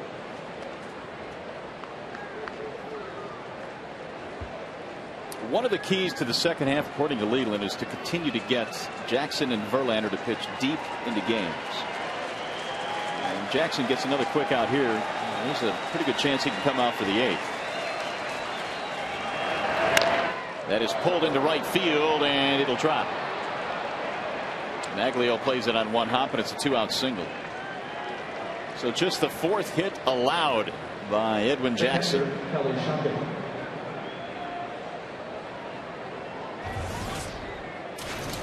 And Comcast is telling us that Jackson has touched 97 with his fastball today. And the low pitch he's thrown has been 75, and I'm sure he's thrown quite a few pitches in between. And Laird out to conversate with Jackson for just a moment. Brandon Lyon heating up. Jim finally has a pretty nice rotation at the back end of his bullpen that he's feeling real comfortable with. It could be Lyon or C in the 7th or 8th, depending on the matchup. Zamaya still getting the ball in the 8th. Of course, Rodney is the closer. And you got the feeling that Leland was using the first couple of months to kind of feel his way through that back end of the bullpen, trying to formulate a little bit of a rotation back there. And I think he's finally gotten to the point where he feels comfortable doing it. Yes, he's found it. On the flip side of that, Eric Wedge still searching for how his bullpen works this year. 1-1. Fouteney now has joined Brandon Lyon.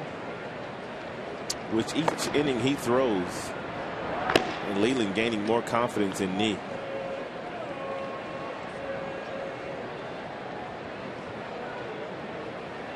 Shopik is 0 for 2. 1-2. Shopik's got some power, but most of his power is to left field. And so in a situation like this where a long ball would tie up the game, if you're Jackson, you just have to make sure that you don't allow him to hit to his strength. And make him hit the ball the other way, or make him hit the ball right back up the middle, where Granderson runs down everything. Tried to hold up, couldn't do it. Strike 3. 4 strikeouts for Edwin Jackson. Stretch time. Pause.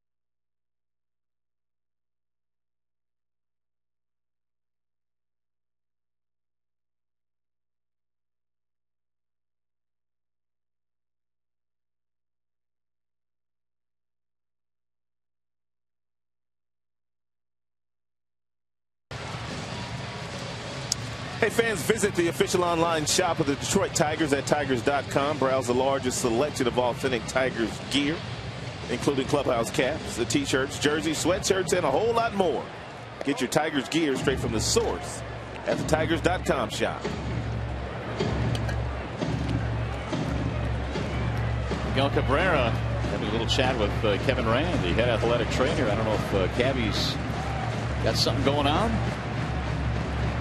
Well, the Tigers have a 3-1 lead. We know that much, and they will come to the plate here in the bottom of the 7th. It'll be Adam Everett, Curtis Granderson, and then Ryan Rayburn.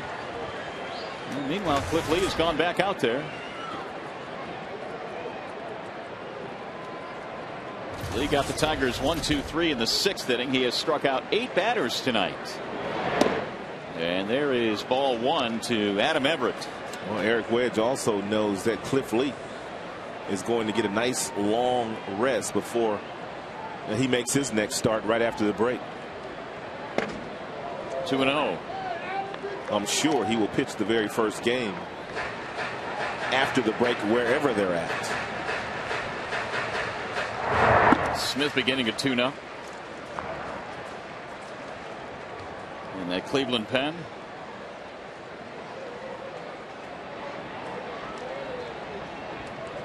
The 2-0.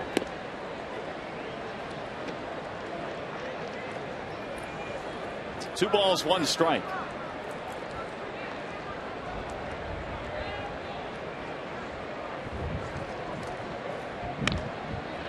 Fly ball in a shallow center field for Grady Sizemore. 1 gone. That'll bring up Curtis Granderson for the first time in this game.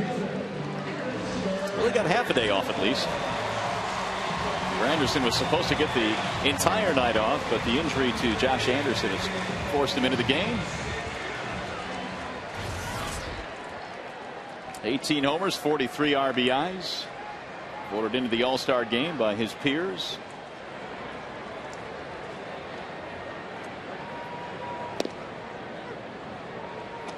So here's Granderson facing yet another left-hander.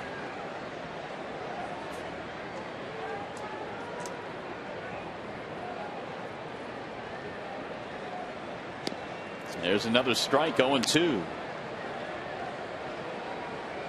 Joel Zumaya heating it up in the Detroit bullpen.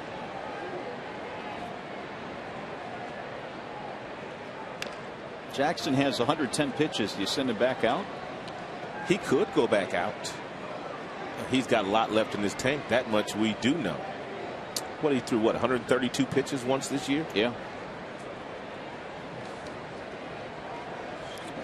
That was against Texas. And really, he has pitched in no stress today. Fly ball. Shallow right center. Garco runs it down. Sometimes you can throw 110 pitches, and it's a stressful 110 pitches. His pitches today really have not been all that stressful.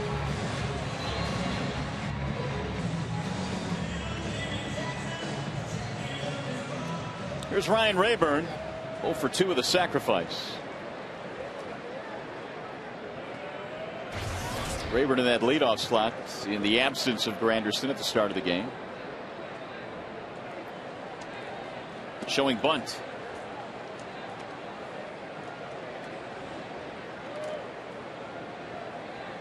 It's a good idea. And Peralta not buying it. He is still playing rather deep at that third base position. Go ahead and bunt it down there if you want to. Rolled foul. 1-1. And I'm sure it's quite an adjustment for Peralta. And going from being an everyday shortstop to now playing third base on an everyday basis. Don't have as much time to get rid of the baseball. How different is the throw, do you think, from third? Well, it's quite a bit different. A lot of times you're on the move at that shortstop position, so you have to adjust your feet to make throws. At third base, you don't have a whole lot of time to decide what you're going to do. As Rayburn flies out to Chew for the third out. Rayburn 0 for 3, and you're watching Tigers baseball on Fox Sports Detroit, presented by Bell Tire.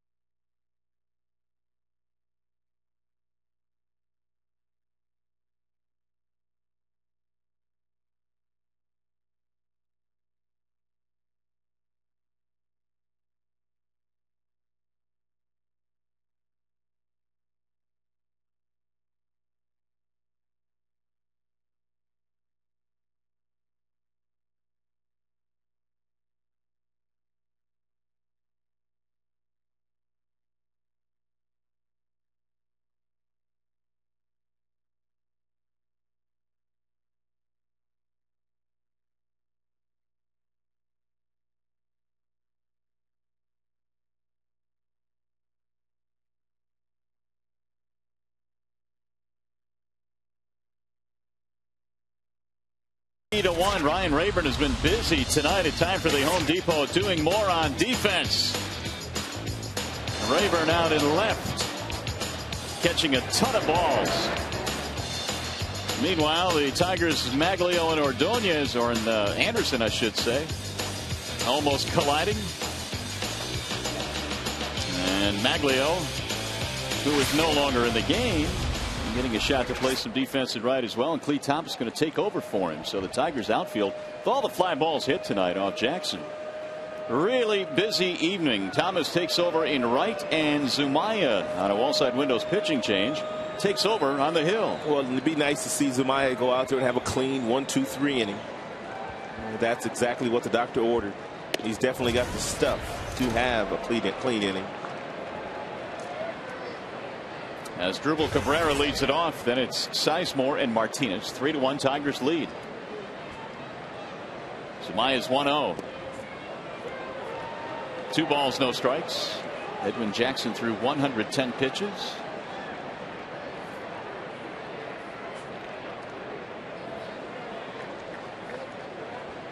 Time called now, and here comes Jim Leland after 2 pitches. Leland coming out along with Kevin Rand, so they're not going to charge the Tigers with a visit here. I think his finger split on him again. He was having a problem with that a few relief appearances ago. Didn't miss any time, whatever, but got a little cut there.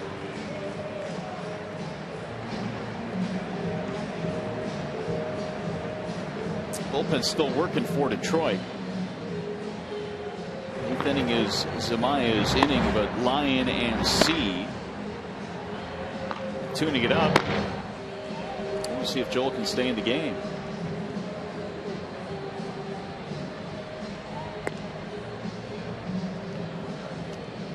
You can tell it's still bothering him.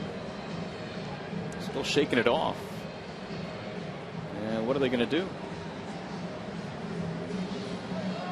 There you have it. They're going to take him out of the game. There's really nothing he can do about it. So it's going to be Bobby C. who will come trotting in. Another pitching change for the Tigers. We'll be back.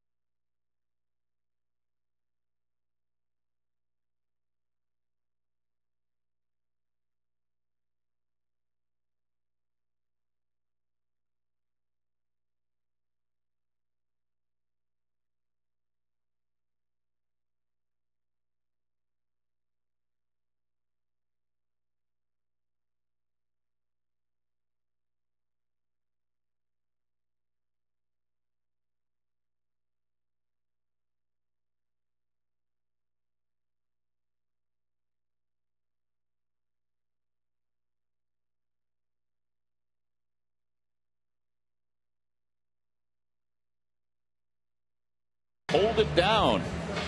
It has been June 6th since Jackson got his last win for the Tigers. And he's pretty much pitched well enough to win every start he's gone out there in between. Well, they got him 3 early runs tonight, but problem is that's all they got him. Here are the numbers on Bobby C. He's got great numbers. He's been good this year. The location with the fastball has been good most of the year. And he's been able to get that breaking ball away from the left-handed batters this year, which also has been a big pitch for Bobby.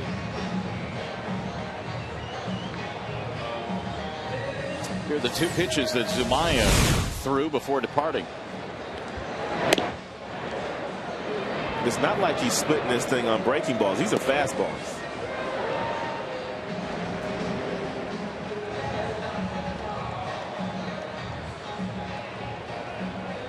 And the cut was a big enough problem to take him out of the game eventually. So Jim Leland not wanting to take any chances here, and Zumaya leaves, and C will inherit a 2-0 count on a Asdrubal Cabrera.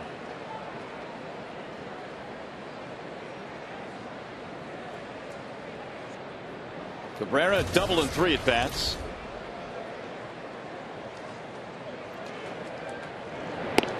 And C misses high on the switch hitter, batting from the right side now.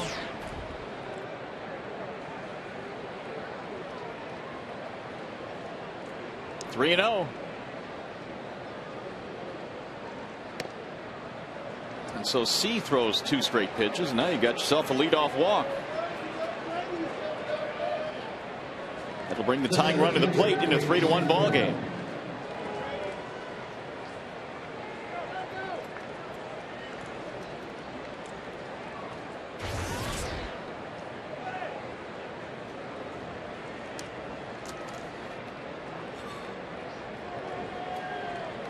Grady Sizemore 0 for 3. He's hit a couple of balls in the air tonight, 1 on the ground. C would love a ball on the ground here.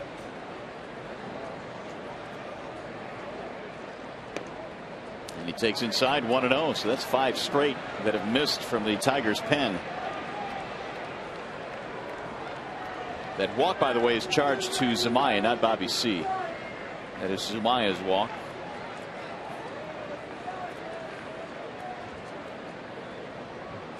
The 1-0. Popped him up. Foul ground, third base side, Laird and Inge. Laird. So Sizemore is 0 for 4 tonight, 1 gone. Victor Martinez. Still, they're a big part of the lineup to deal with, though, is Victor Martinez, who is hitless, strolls in.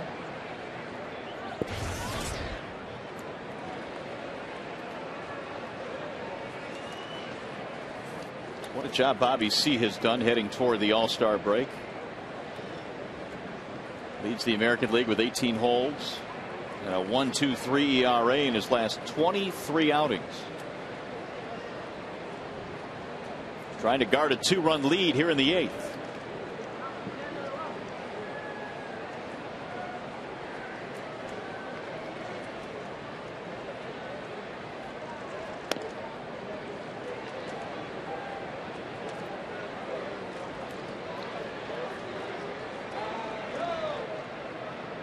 One ball to no strikes on Victor Martinez.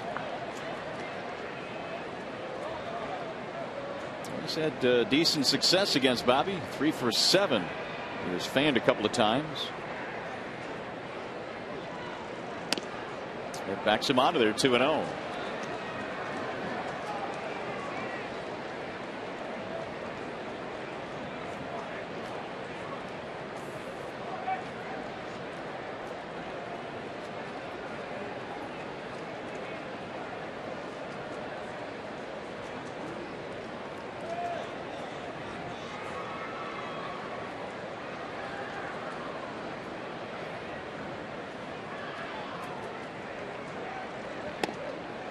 Inside again, 3 balls and no strikes.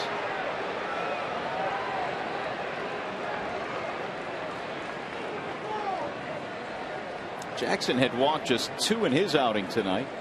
Both times it was Chu. With the bullpen having a little bit of control trouble, as Brandon Lyon is ready to go if needed.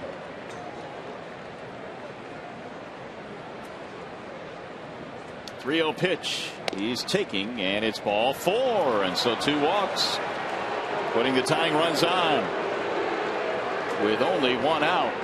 Sending Gene Lamont to the telephone. You've got Shin-Soo Choo due up, and we'll get a pinch runner as well at first base. So Martinez being taken out of the game. If I could have your attention, please. Now, pinch running for Cleveland. Number 12, Ben Francisco. Ben Francisco is going to pinch run.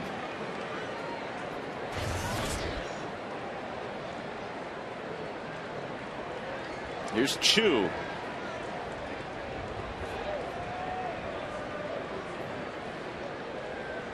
Walked in the second, walked in the fourth, did not score either time. There's strike 1.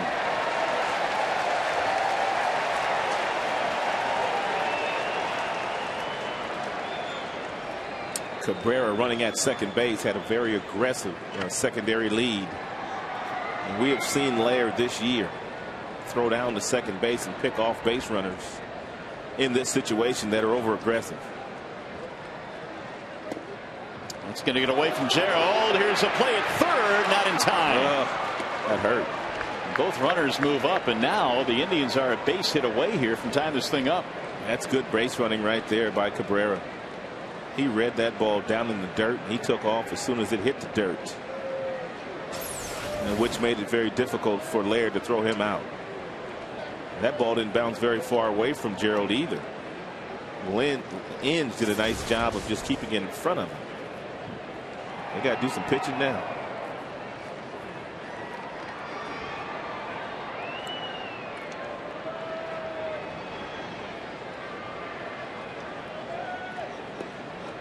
One and one on Chu. They've ruled it a wild pitch. That's a good fastball right there. And the only reason why Chu took that fastball, which was right down the middle, is he's looking for a breaking ball. So if you decide to throw him a breaking ball right here, you need to locate it. It's a fastball right down the middle. Chu is looking for a breaking ball right now. At least he was on that last pitch.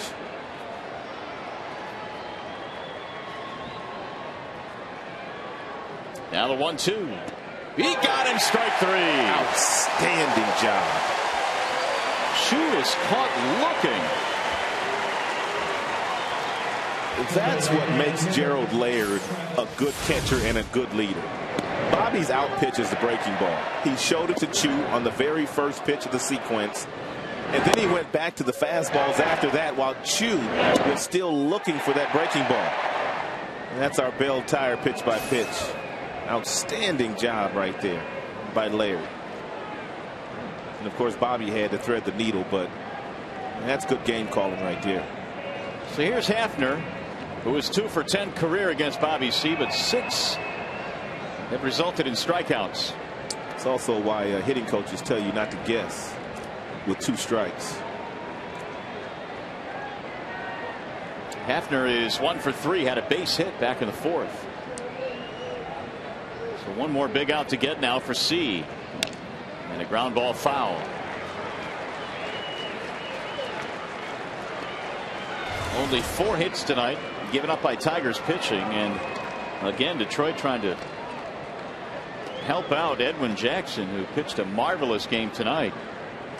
Gave way to the bullpen here in the 7th. Zumaya had to be taken out after 2 pitches with a cut on the top of his right thumb. The Indians are threatening.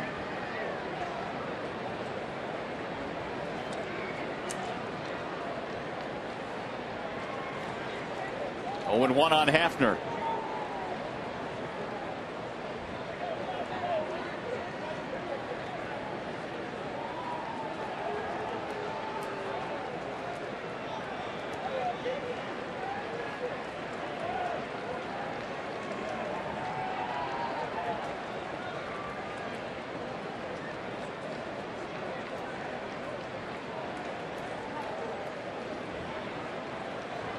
Here comes Laird out to the mound. Nobody can seem to get a little bit or comfortable enough here, so they'll talk about it. Rodney joining Brandon Lyon.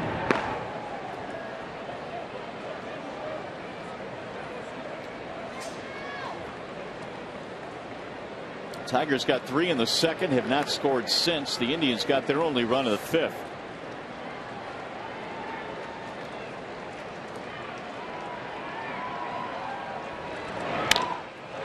Fly ball in the air toward left. Should be the inning. Rayburn, and the sign retired. Tigers hold the lead for Edwin Jackson. Polanco, Cabrera, Thames coming up.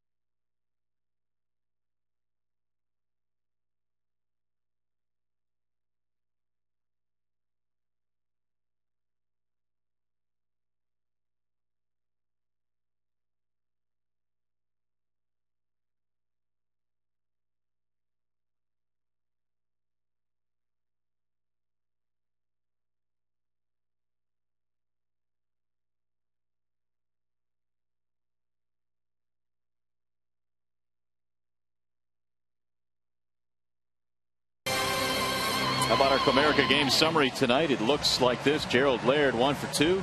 RBI double, a run and a walk. Anderson left the game in the 5th inning after being hit by a pitch. He had 2 RBIs before departing, and yes, another outstanding night for Edwin Jackson. QS means quality start, by the way. New right fielder Ben Francisco. And Ryan Garco moves from right to first. And here come the Tigers facing a new pitcher. That would be Joe Smith.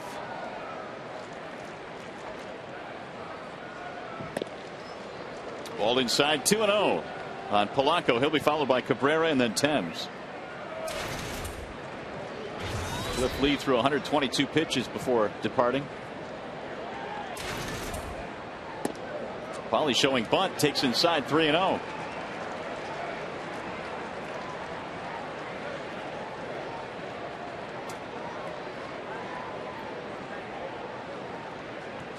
Polanco 0 for 2 with a walk. Inside, and he lost him. Leadoff man aboard, and the second walk for Placido. That's a good start. Now you've got the Tigers' big hitters coming up. Here's Cabrera. Again, the Tigers have 5 hits, but do not have one since the second. All of their base runners have either been walks or hit batters.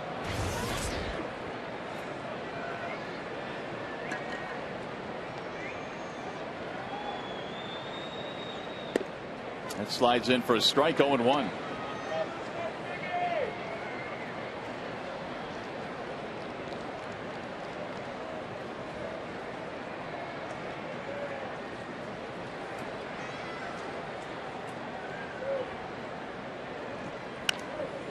Fouled back out of play. No balls, 2 strikes.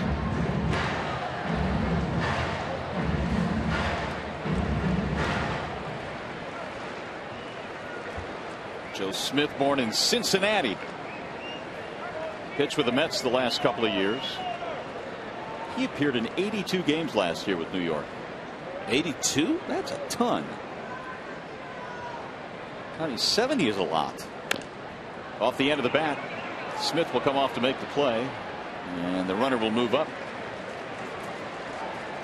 Well, Cliff Lee had another outstanding night. He just has not gotten a whole lot of run support from his teammates this year. He comes in with a 4-8 record with an earned run average just a shade above 3.5. He had 8 punch outs in this game. He's one of those guys that will change your eye level with the fastball. He's got the breaking ball. He's got a cutter. He's got a changeup. He simply is one of the best left-handers in the league. But the numbers don't indicate that this year. 7 innings, 3 runs. He punched out 8 with his 2 walks.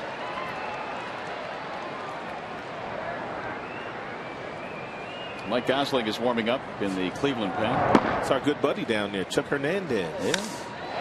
Driven in the air, deep left center field. This one has a chance. Gone. Marcus Thames with a little bit of breathing room for Edwin Jackson and the Tigers.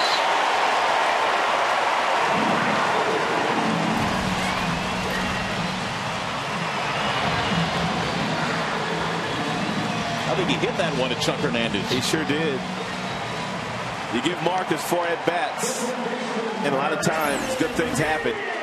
He had a chance to see this little breaking ball a couple of times when he was standing in the on-deck circle while Cabrera was up there. And this was off the plate, and it was outside, and Marcus was able to take the ball and hit it 355 feet back to left center field. That's country strong. And that is his 97th career home run, so he's getting there. Just 3 more to get to 100. That ball was literally off the plate, outside, and up. And he flicked it over the seats with ease, or over the wall, I should say, just in front of the seats into their bullpen. He's got some strength. Inge is out 4-3. That'll bring up Clete Thomas now with 2 outs. Thomas getting his first at bat.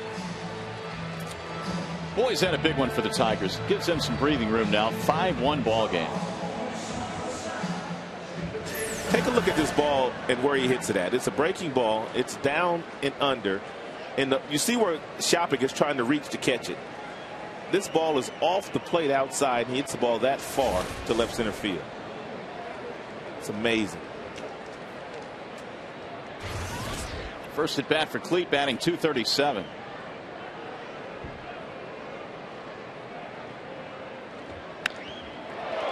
To center field and hit well. Sizemore on his horse, not going to get it. It'll hop over the wall and a ground rule double for Cleat Thomas. I think Cleat's going to do well this time. They sent him down to cut down on his swing because he was striking out so much. But Cleat said the reason why he was striking out is that he was pressing. He was trying to do too much. He was struggling. He wasn't getting a whole lot of base hits. And young players, when they struggle at this level, the game tends to speed up on them. And they do try to do too much. So I expect Cleat to be a lot more relaxed this time around. But having said that, you would agree, though, that his swing seemed a little bit long. It was long. There's no debate about that. But the reason why it was long is not necessarily because of mechanics. It was long because of mentally he was trying to do too much. Well, that nice compact stroke posts a double to the left center field wall, and the Tigers now have 7 hits. Gerald Laird has a double and a walk.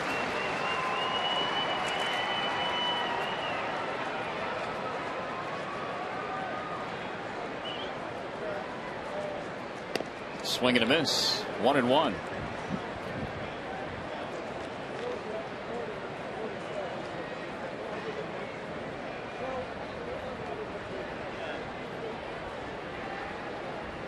Gerald trying to get the Tigers' 6th run in here with a base hit. Breaking ball is a strike. 1-2.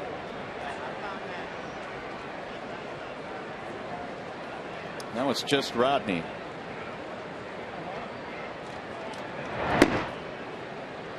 Not a save situation with a 4-run spread for Detroit. Checked it and it missed. 2-2. It's about time for Rodney to come in a non-save situation and treat it like it's a save situation.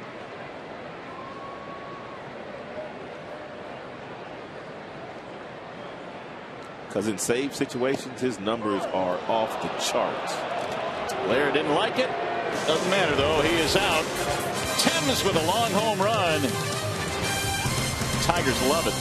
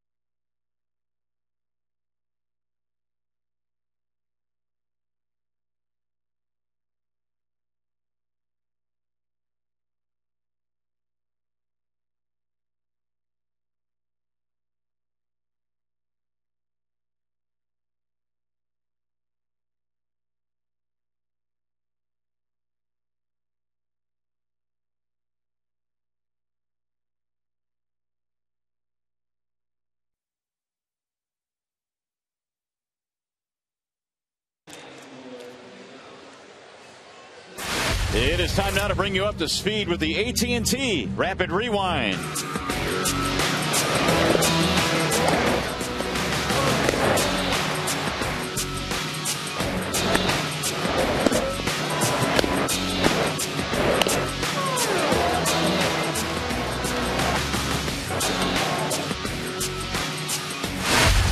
AT&T, the nation's fastest 3G network. AT&T, your world delivered. Now Fernando Rodney trying to deliver a victory here. The Tigers have a 4-run lead. And Rodney will take over here in the 9th. Johnny Peralta leads it off for the Cleveland Indians. The Thames home run has given the Tigers a little bit of breathing room here, which is always a good thing. This is a good thing as well. 1 for 13 career against Fernando.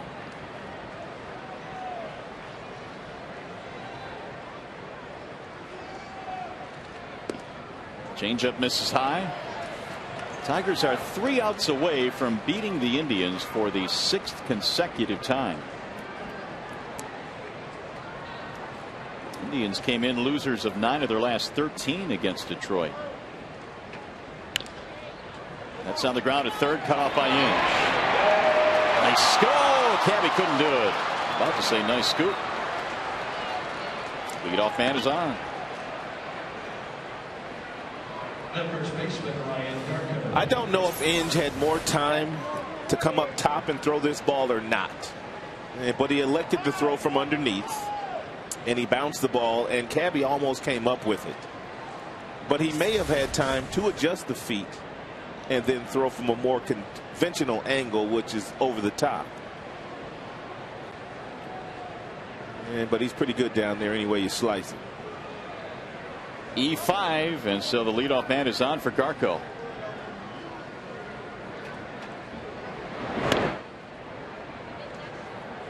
Garco had a home run in the 5th inning. To this point, their only run.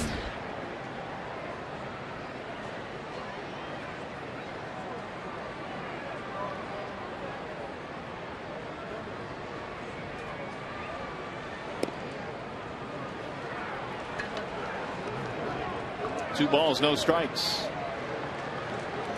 Garco's home run was his 9th of the year. Rodney coming on here trying to protect a 4-run lead. And the Tigers trying to win their 47th game.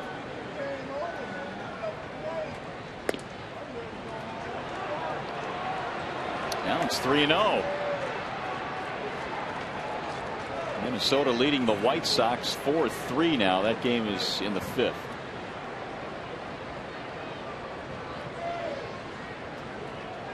Thames home run looking huge right now. He lost him. Ball 4. First 2 men are on. An error and a walk. He's going to bring Rick Knapp out.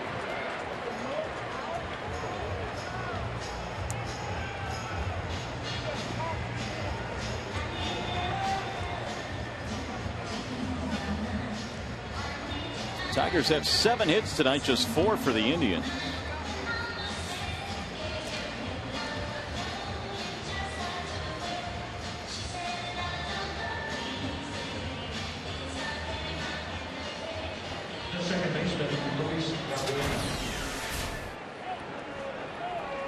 Two different Fernandos.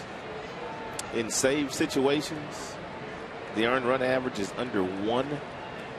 The opponent's batting average at 182. But when there's not a save situation, that earned run average say over 7? Yes.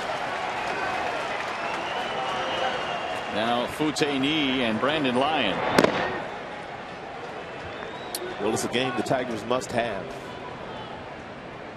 4-run lead in the 9th. You can't let it get away. 1 ball, 1 strike. Valbuena the batter. Rodney facing the bottom of the Cleveland lineup. Valbuena is 1 for 3. Ooh, that gets away from Laird, not far enough though. And it's 2-1.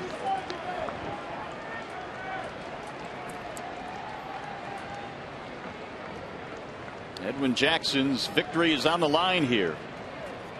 7 terrific innings.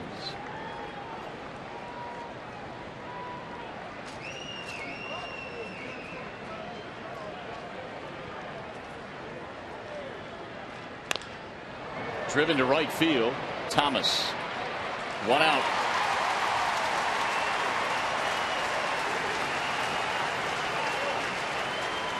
That's a start. And now Kelly Shopik. Now a ground ball gets you back into the clubhouse with a win. He's 1 for 6 against Rodney. The one is a homer.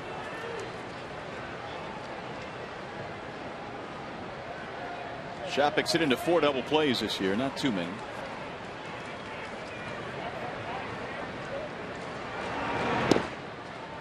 Just a little bit low. Looked like a pretty good pitch. Shopik hitless in this game. He's fanned twice. All 3 of those at bats against the starter Jackson.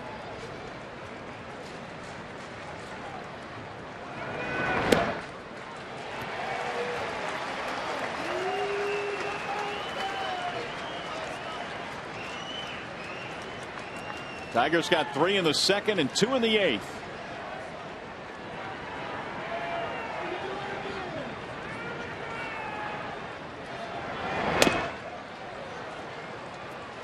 Two and 1. Got the top of the lineup as Drupal Cabrera waiting on deck. Then you're looking at Sizemore.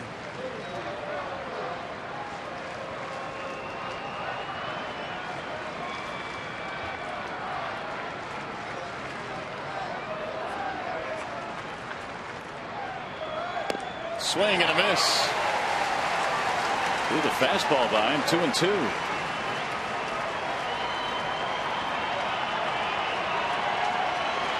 $35,000 plus, starting to make some noise now here in the 9th.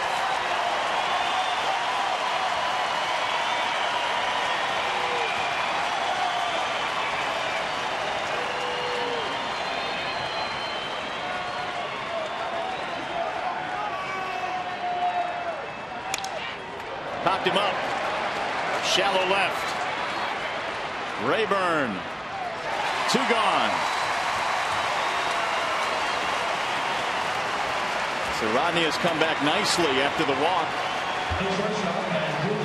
And Cliff Lee knows that his team is down to 1 final out after twirling another good game here tonight with very little support. Paul is trying to get everybody up to their feet.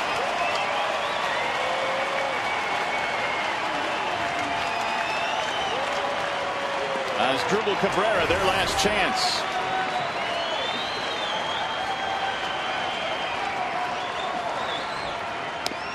Strike 1. Changeup outside part of the plate. He's been on base a couple of times tonight, doubled and a walk.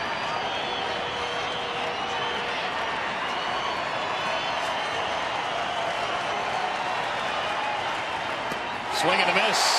0-2. Jackson 1 strike away from his 7th win. Rodney trying to nail this one shut.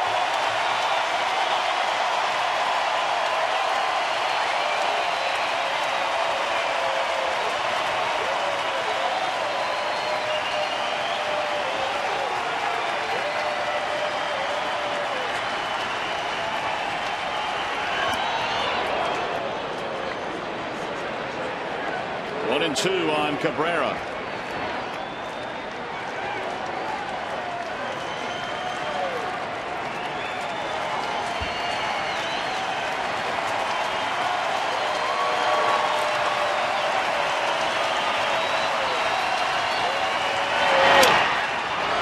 Toward right field. That ball is a foul ball. He might have gotten 2 runs in had it straightened out. Sounded like he broke his back, like he'll need another one as well. And he will.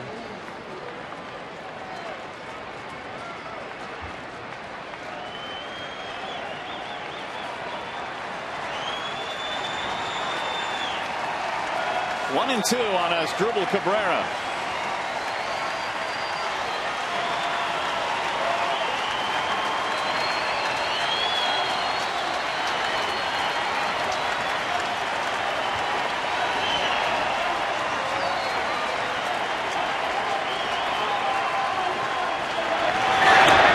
Almost hit him. 2 and 2.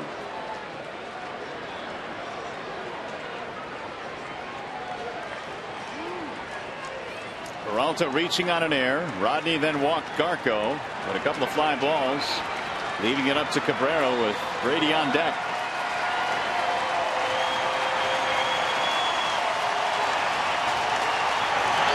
Inside again, 3-2. And Rodney overthrowing his fastball.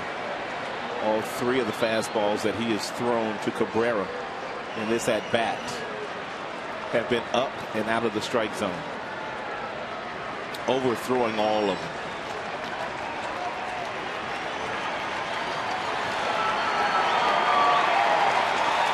Runners going, and it's driven foul, way foul. Upper deck foul.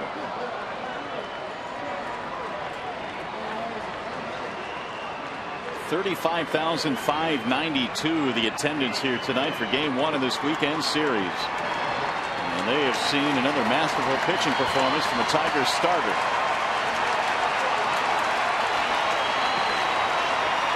Peralta and Garco the base runners. And again the 3-2. He lost him. Ball 4. Cabrera coaxes a walk, the second of the inning for Rodney. It's going to load him up, and it's going to bring the tying run to the plate. And it's Grady Sizemore.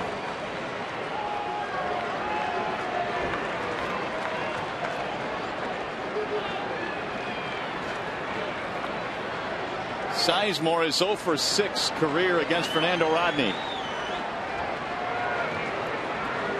Bases loaded with Indians.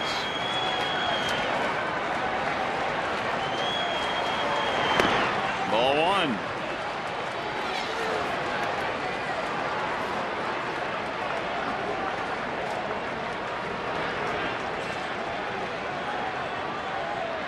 A hitless night tonight for Sizemore, 0 for 4.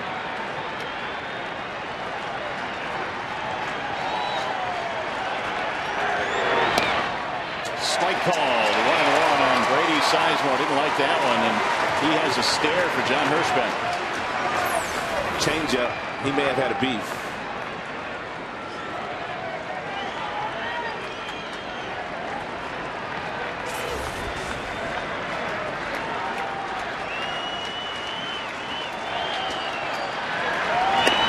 High, 2-1. Cannot throw that fastball for a strike today, for whatever reason. Velocity's good, but the command is not there with the fastball. The changeup, he has no problem throwing that for a strike. On the ground at third, Inge will step on the bag, and that is that. Edwin Jackson rewarded with a victory tonight, his 7th of the year. Rodney, well, he got through it. It's a good win. Jackson 7 strong, and the Tigers enough offense tonight, winning it 5-1. Right now we check in with Mickey York for a preview of Tigers Live. Mick.